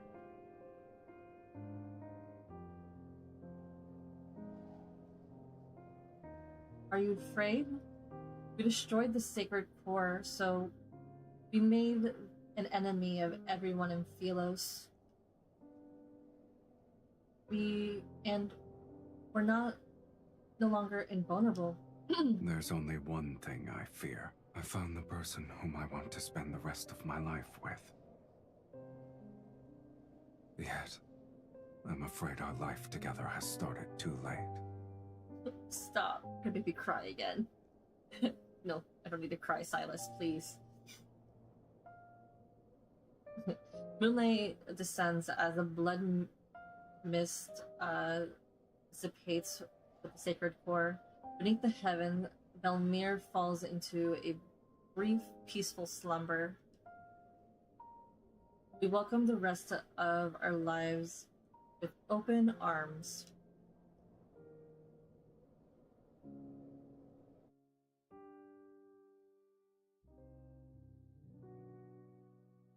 Alright, on to the last chapter.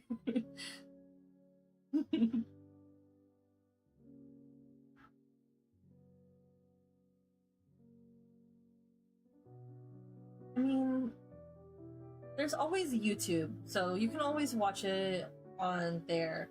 I recommend Lavender. She or he uploads all the lads cards on their channel, so if you want to check them out, you can try there.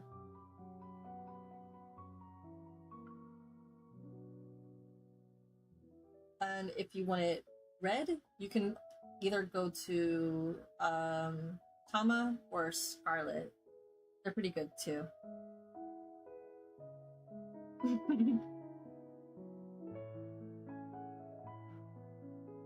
Yep, that's where I get my stuff too.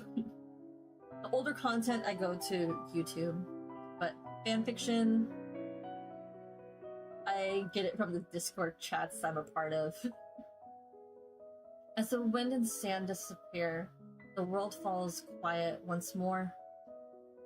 Before the world collapses again, Sylus and I visit the secret garden we promised to visit.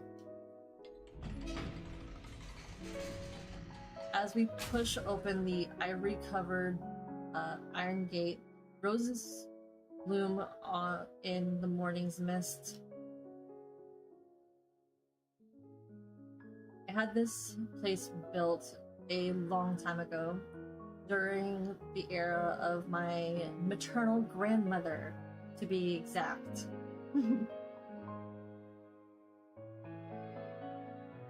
Oh, Tumblr? I used to have it, but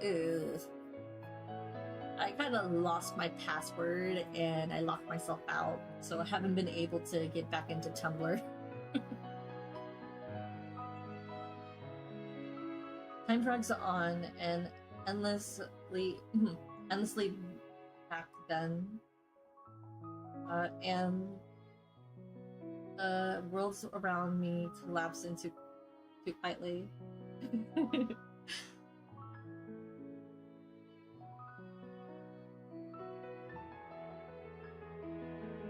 I want something that I could watch. It had to change slowly, like a flourishing garden. But you didn't stay.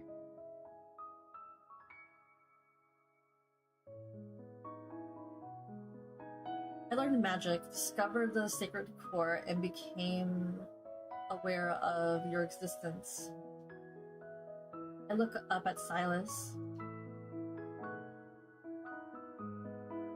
Then we promised to visit this place. I want to show you many, many roses.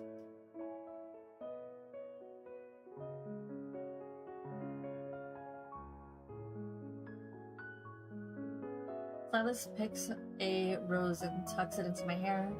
You kept your promise. It's the perfect place to mark the beginning of our life together. The very start of the rest of our lives. Don't you think the rest of our lives is a new concept for us? Indeed. Our lives now have a beginning and an end. The boundaries are distinct.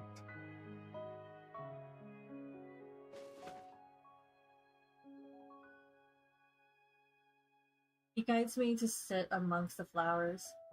As the wind blows, the floral's fragrance envelops us.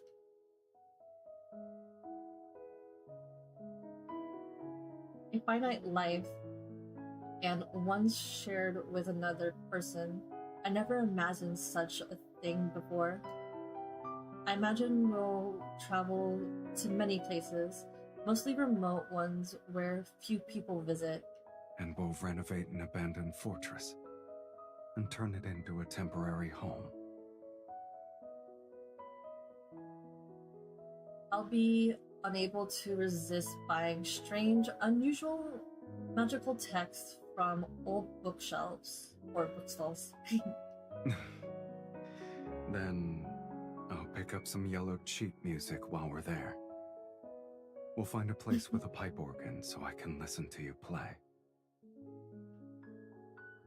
What will you do? Are you going to sit there and listen? I could sing.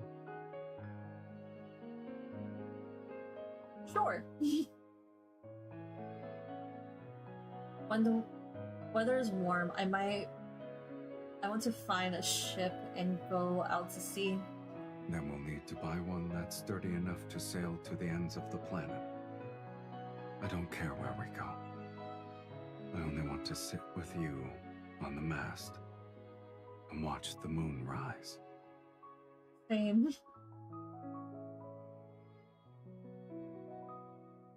Do you think we'll argue? Haven't we argued enough already?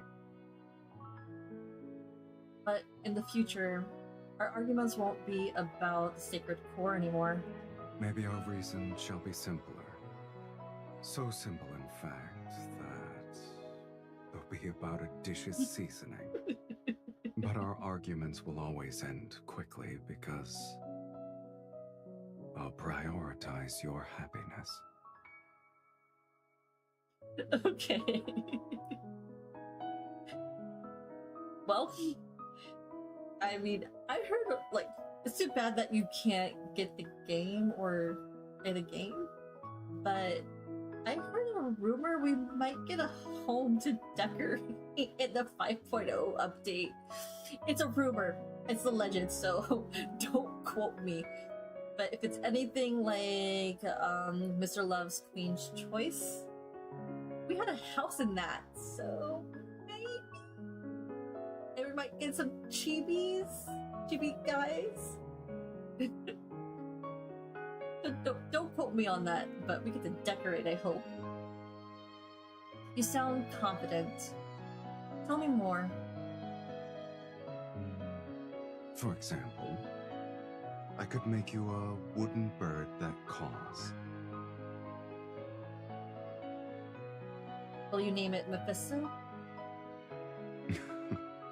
If that's what you want. Maybe we'll come back to Vilmir every now and then. We'll visit this garden and see the roses bloom in another year. Perhaps we'll be old when we return. Oh god, I hope so.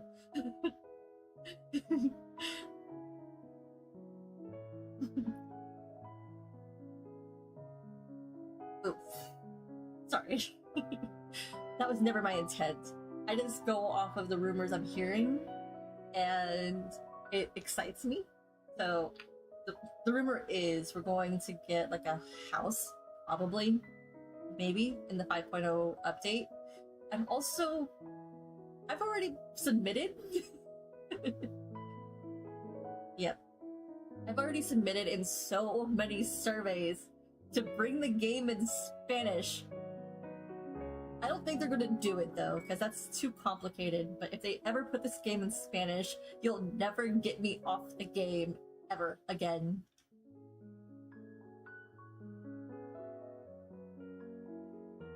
Because since I am a native Spanish speaker and English speaker, I like to hear the comparisons. Rest my head on his shoulder. That means we truly have spent a long time together. It could be considered one way of rewriting fate. We only need to choose each other to rewrite fate. It's a simple matter.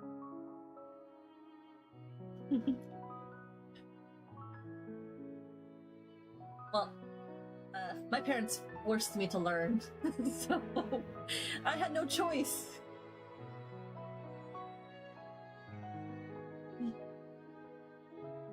I'm fluent in Spanish and English, so that's my only saving grace. There's some words I trip over in Spanish, but that's because I can't remember. My brain can't remember the Spanish word. We continue to imagine. Our future together becomes lighter, richer, with every detailed daydream. But yeah, practice makes perfect. As long as you're practicing every single day, you'll get better like your Spanish. It's like the rose petals brushing between our palms as they sway in the breeze. Their scent and touch gradually lure into a sweet dream. Everything is peaceful, but gentle.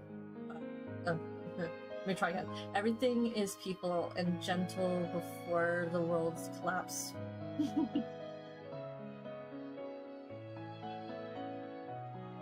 Thank you, Cooley.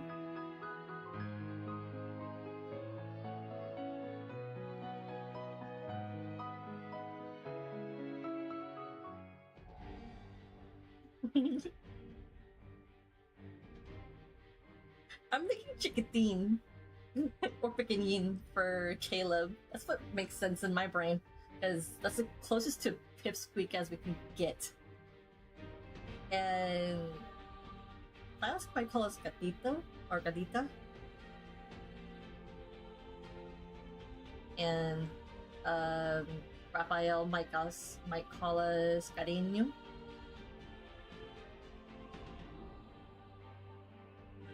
With the sacred core destruction, the world falls apart.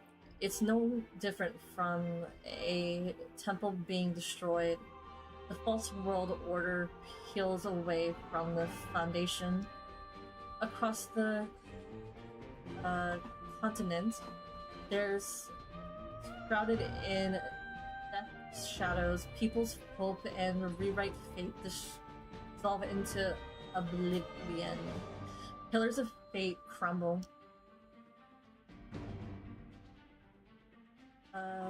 Barefoot fanatics fill the streets. They burn reluctant ritualistic objects and wail as they try to summon their lost god. Trivial thing. Terrified of being overwhelmed by riots, the nobility retreat into underground shelters, and powerful vacuum. Uh-oh. Okay. Let me just look at what you just said. Yeah, sadly, you probably typed too much.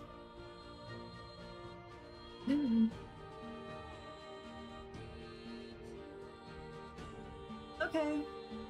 Well, good night. Sleep tight.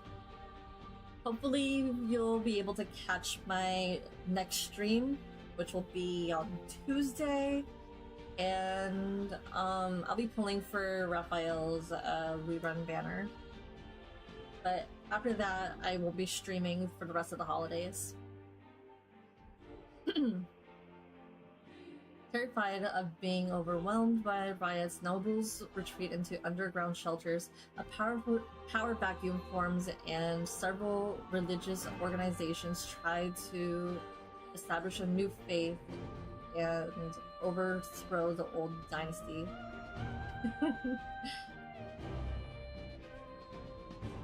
Yep, street elements is so mean.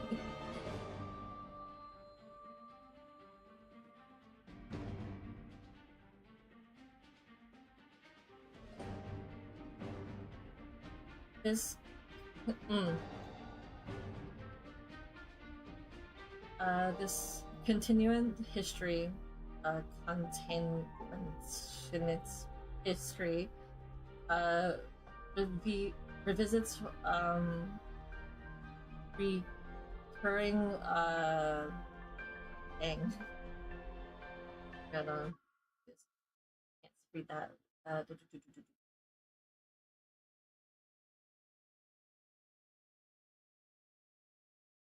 History themes again and again. There we go. Perhaps it's a world that remains trapped in an inexplicable cycle of fate.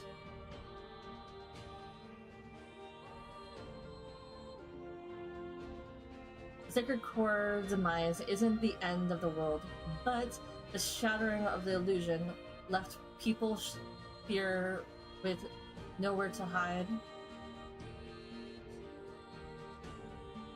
And we, the ones who destroyed the Sacred Core and exposed the illusion, are targeted of everyone's hunt. Battle after battle, blood and fire become our shadows. To kill us, these fools sacrifice countless innocent lives to activate the most evil forbidden magic. They try to control us and force us to turn our weapons against each other. Yet after every wound and incident of bloodshed, our invisible linkage continue to connect us again and again.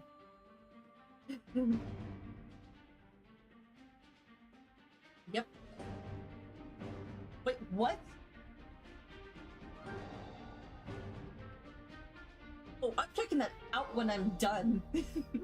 What?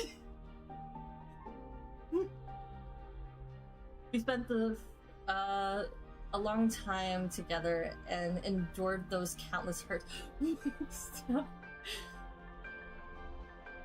Until the one day, we both stop in our tracks. We were surrounded by blood and ruin. Perhaps we've grown weary of the restless strife. We're tired of it. Ignorant and coward world. On the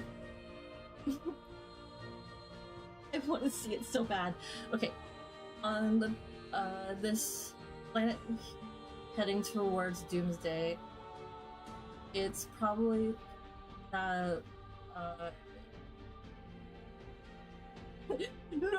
Shit. No, don't tell me that. Is it a rerun? Please tell me it's a rerun, because oof,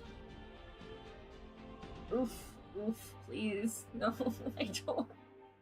I can't. Is it a rerun or doomed? I'm doomed. On this planet heading towards doomsday, it's possible that weariness is true awakening. And then our dreams ended. My dreams are ending right now. I can't focus on two things at once.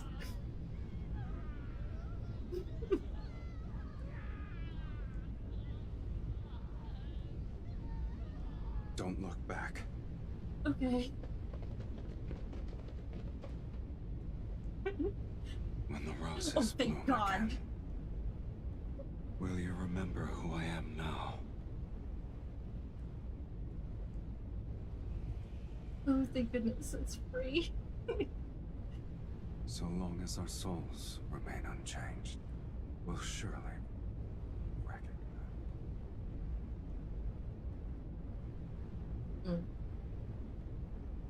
Intermittent gusts of us reach our ears.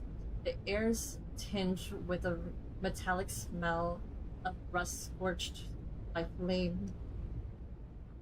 In the distance, there's a deep rumble. Perhaps it's the lingering aftermath of endless battles or the approaching legion. Here we go. Here's the Are thing. you awake? Yes. God damn it. We're so close. Night has fallen. Moonlight bathes the abandoned garden as charred roses petals drift away in the wind. Sylus sits next to me. Blood from his wound shoulder congeals into the dark crimson of the night. Was I sleeping for a long time? Some time has passed, yes. However, those people haven't found this place yet. Oh, thank goodness. I didn't want to wake you. Were you dreaming?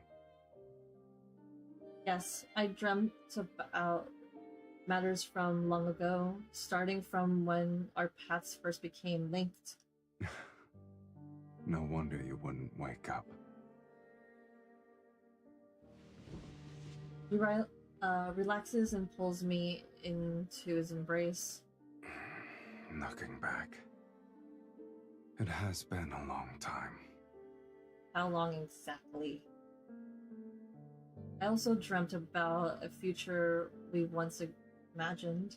Finding a temporary home, hunting for old sheet music, going out to sea, making a wooden bird named Mephisto.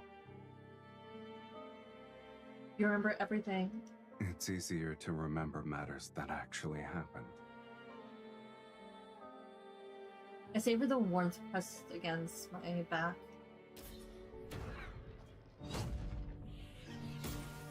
The sound of pursuers closing in becomes clearer in the distance, but we're used to it. Every dream we managed to fulfill was intertwined with endless battles and desperate escapes. The world made us its enemy, yet we only held onto the fragment of that gave us warmth. You're correct. The future we once imagined has become our past. We've already spent most of our remaining lives together. I forgot about that. Shoot. I forgot I had that name. The fiend and evil mage have nowhere to run. This place will be their grave. Once we kill them, the sacred core will manifest again. Sylus will be ushered into the divine light. May the divine light bless Sylus! May the divine light bless Sylus! They're beyond redemption. The legends of mages they've assembled is larger than this time. Are you scared? I was thinking if all we have left in the remainder of our lives are these memories. Levis turns his face to me, his gaze piercing my innermost thoughts. If that's not what you want, then we'll live our lives differently. Is this another instance of us rewriting fate? You know very well I don't believe in fate. I only believe in decisions.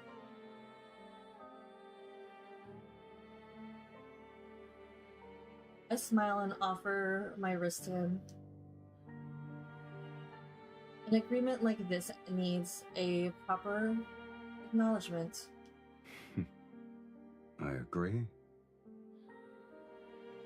He lowers his head and bites my wrist. I take his other hand and bite into his wrist in return. We drink each other's blood. We've done it countless times before.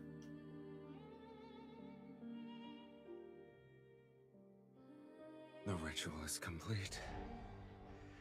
Are you ready to partake in the final feast, my dearest wife? Okay, that's now 9. Massive wings unfurl behind him as he hovers beneath the blood. It's lagging, meaning the Kindle's right up. Hovers beneath the blood balloon. I trap my staff on the ground and create a glyph of death.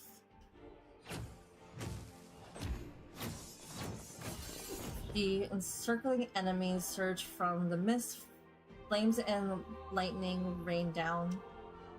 The earth trembles from incantations,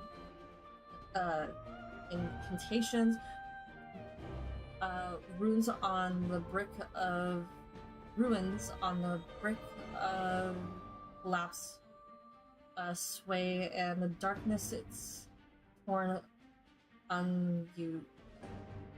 Sure, on whatever. I can almost believe Doomsday hath arrived. So we march together towards our Doomsday as we're to welcome a celebration that has descended solely for us. Yep, it's beautiful.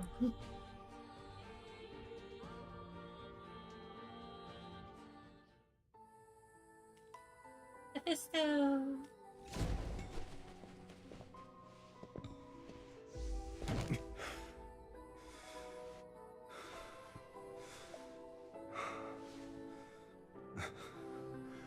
I suppose this is the end.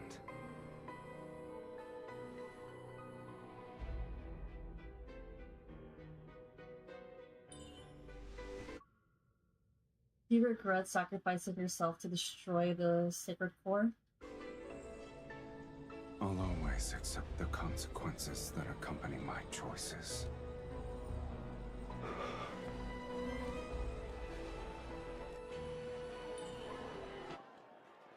Even though you can't return to the underworld and you end up in a situation with me? What about you? Do you regret rewriting your fate so you could live as a mortal?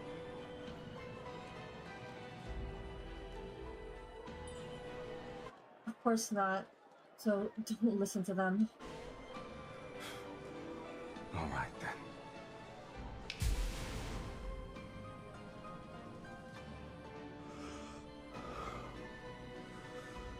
For mortals, death is inevitable.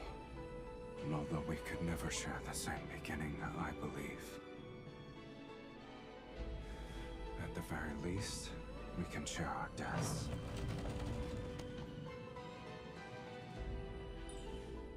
Wait. When you were born, did anyone bless you? Just so you're aware, no one wanted me in Sylus. I did. Yet it's you who awakened me, the person who blesses me. It must be you.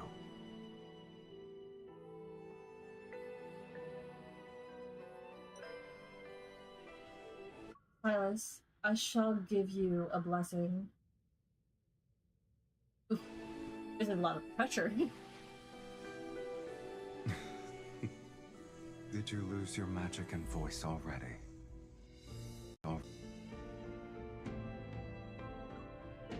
I bestow upon thee this blessing.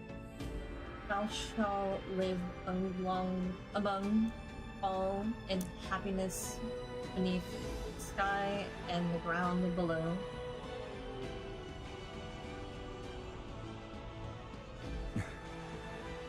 Now I have truly been born into this world, with you in it.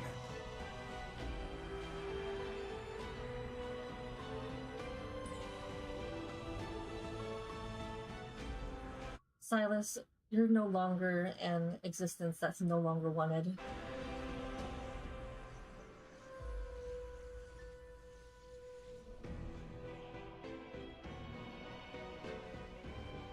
I'll remember that.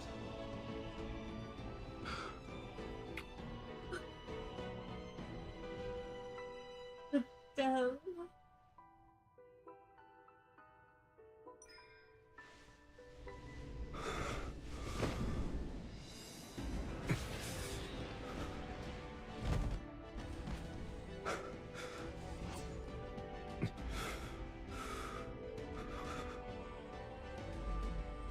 You truly have no regrets. But I will never, so long as you're involved. From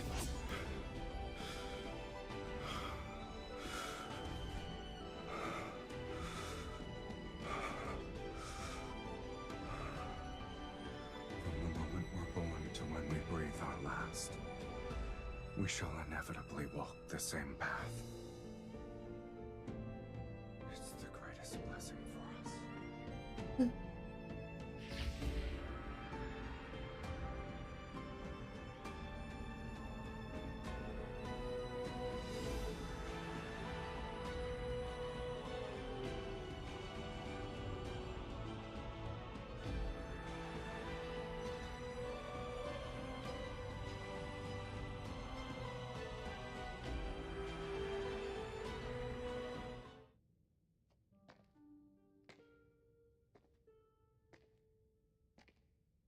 It's as if I'm in a dream. I walk along the path lined with blooming roses. Those rose petals pave a soft road, and the air caresses a cool, fragrant scent. I know. I look down to see a faintly glowing linkage on my wrist. It slowly extends and guides me forward. It connects to a hazy silhouette ahead. It's surrounded in mist. Tall and familiar, it's a feature I've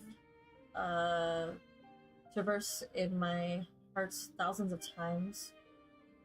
Based. Okay.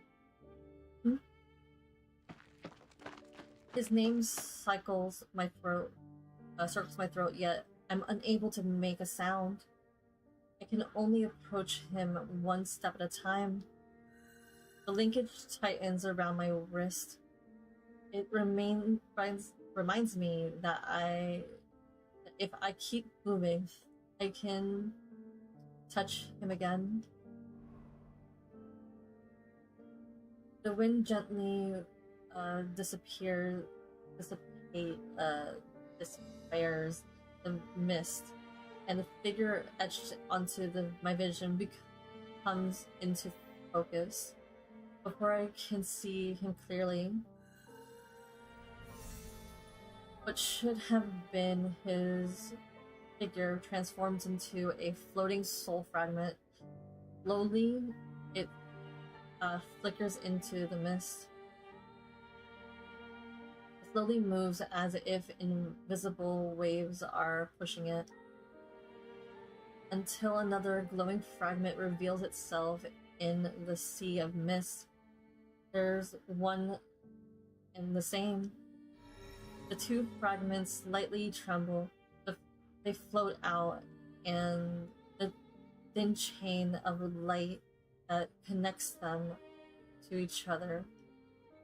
The linkage resembles a freshly blooming rose, and the two soul fragments become glowing petals within it.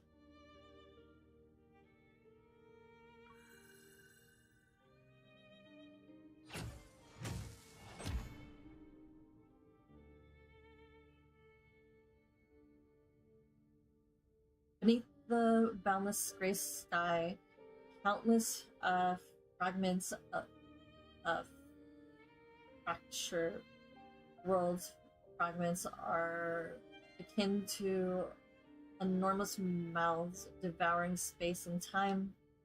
Sylus stands on the top of a mound of broken bones. Red mist has intertwined his staff. You lost.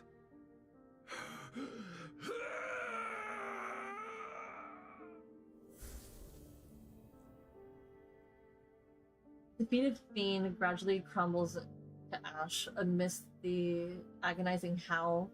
Yet, before he disappears, a deep voice reverberates. It doesn't matter if you've defeated the fiends here. This place is Fate's graveyard, where only incomplete souls can exist. No matter how powerful you are, you're still no different from us. My soul was plundered long ago. I only had the instinct to kill.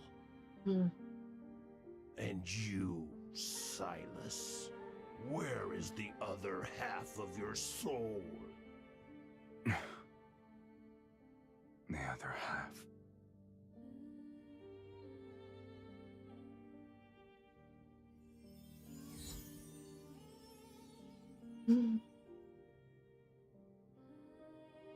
That was Dimitri.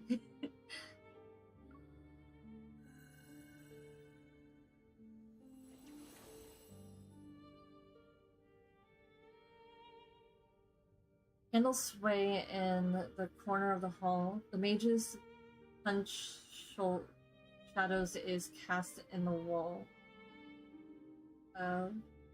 With bloodshot eyes, she stares at me. Your immortality isn't the result of divine favor.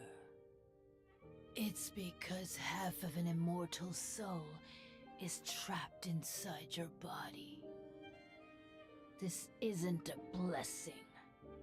It's a curse. So long as that immortal half remains within you, you cannot meet death's sweet embrace. You'll only be greeted by endless torment as you're repeatedly torn apart. I hold my breath, my body trembling slightly as vague memories unexpectedly surface. This is my curse. Only I can grant you true death.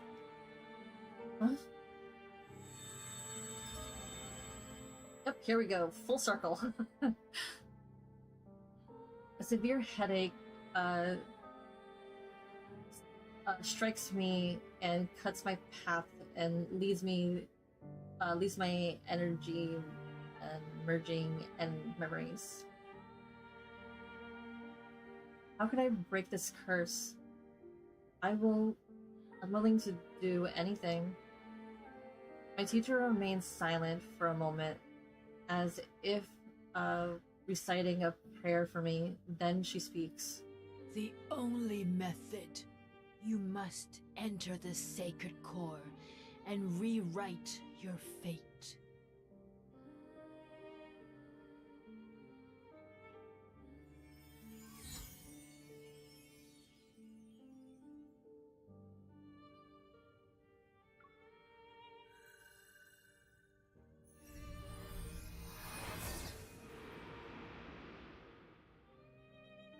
We must offer half our soul to the other.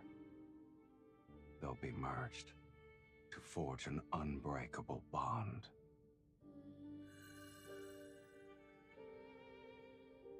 Sylus, I curse your soul. I curse your soul to never fade away. You'll always be tied to me, forever. This is my curse. Only I can grant you true death.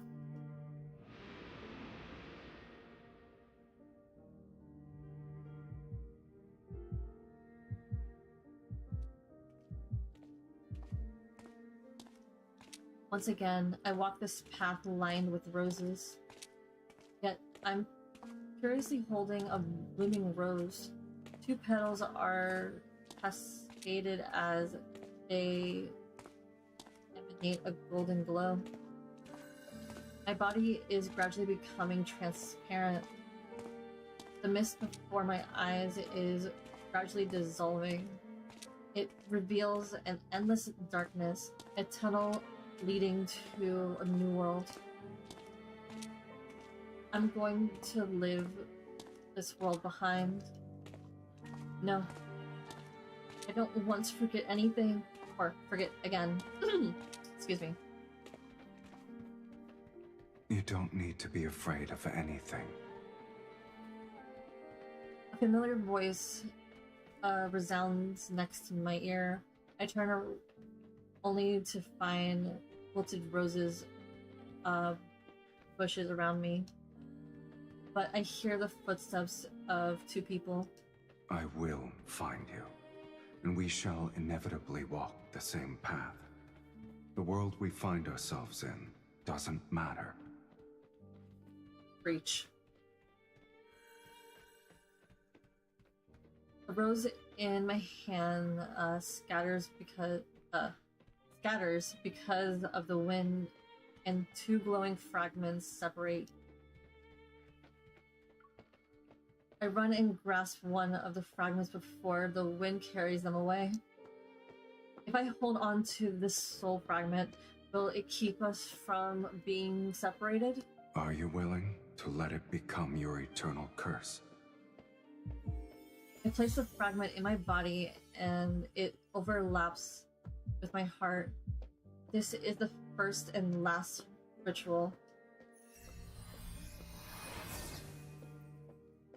At the end of the path, the mist disappears and white light is pouring into me.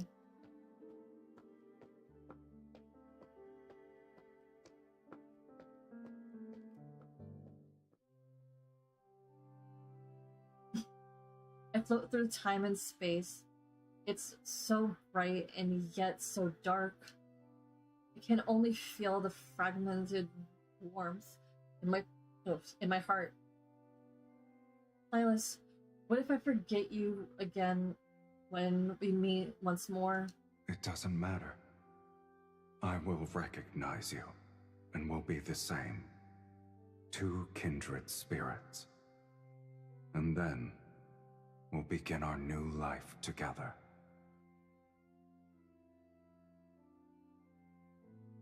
I'm not alone. Within my soul, I carry my beloved. Stop. God damn it. Tears. Okay, so with that, we have 9 wives. I didn't count the terms of endearment, so okay. Oh well. So let me go onto YouTube.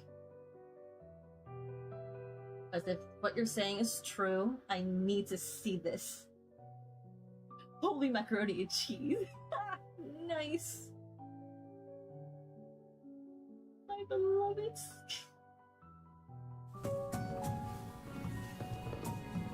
Okay. My beloved, please. Okay, let me go to video react. And I don't know if YouTube is going to connect. Okay, I'm gonna just move this over here and mute you. Spark. Okay.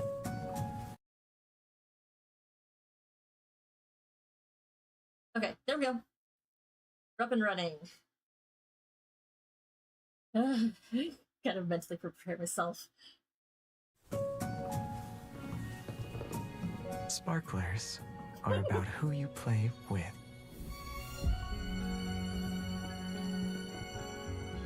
Should we play our own way? Oh, Let's it's add one of another those. to keep it company.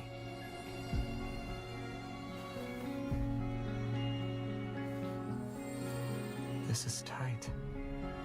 Are you afraid I'll disappear? No. As long as we hold hands, we won't get separated.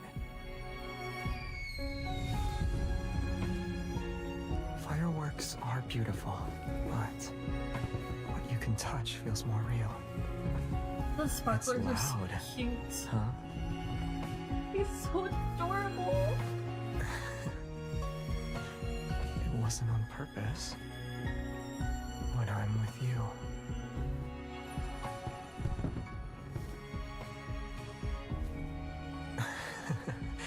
We were interrupted again, but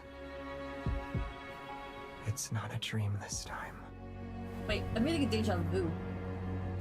Sounds familiar. Oh my goodness. Okay. So I'll read the rest of the information later on. What? We got handcuffs. Okay, I'll read the rest of the information on my own, but it is getting late on my end because I still gotta go to work tomorrow. So it was a pleasure hanging out with you guys. Thank you for coming. And I hope that if we don't catch each other on Tuesday, that everybody has a good holiday. So, adios, mi amores. Bye bye. Happy holidays. Just in case. Bye bye.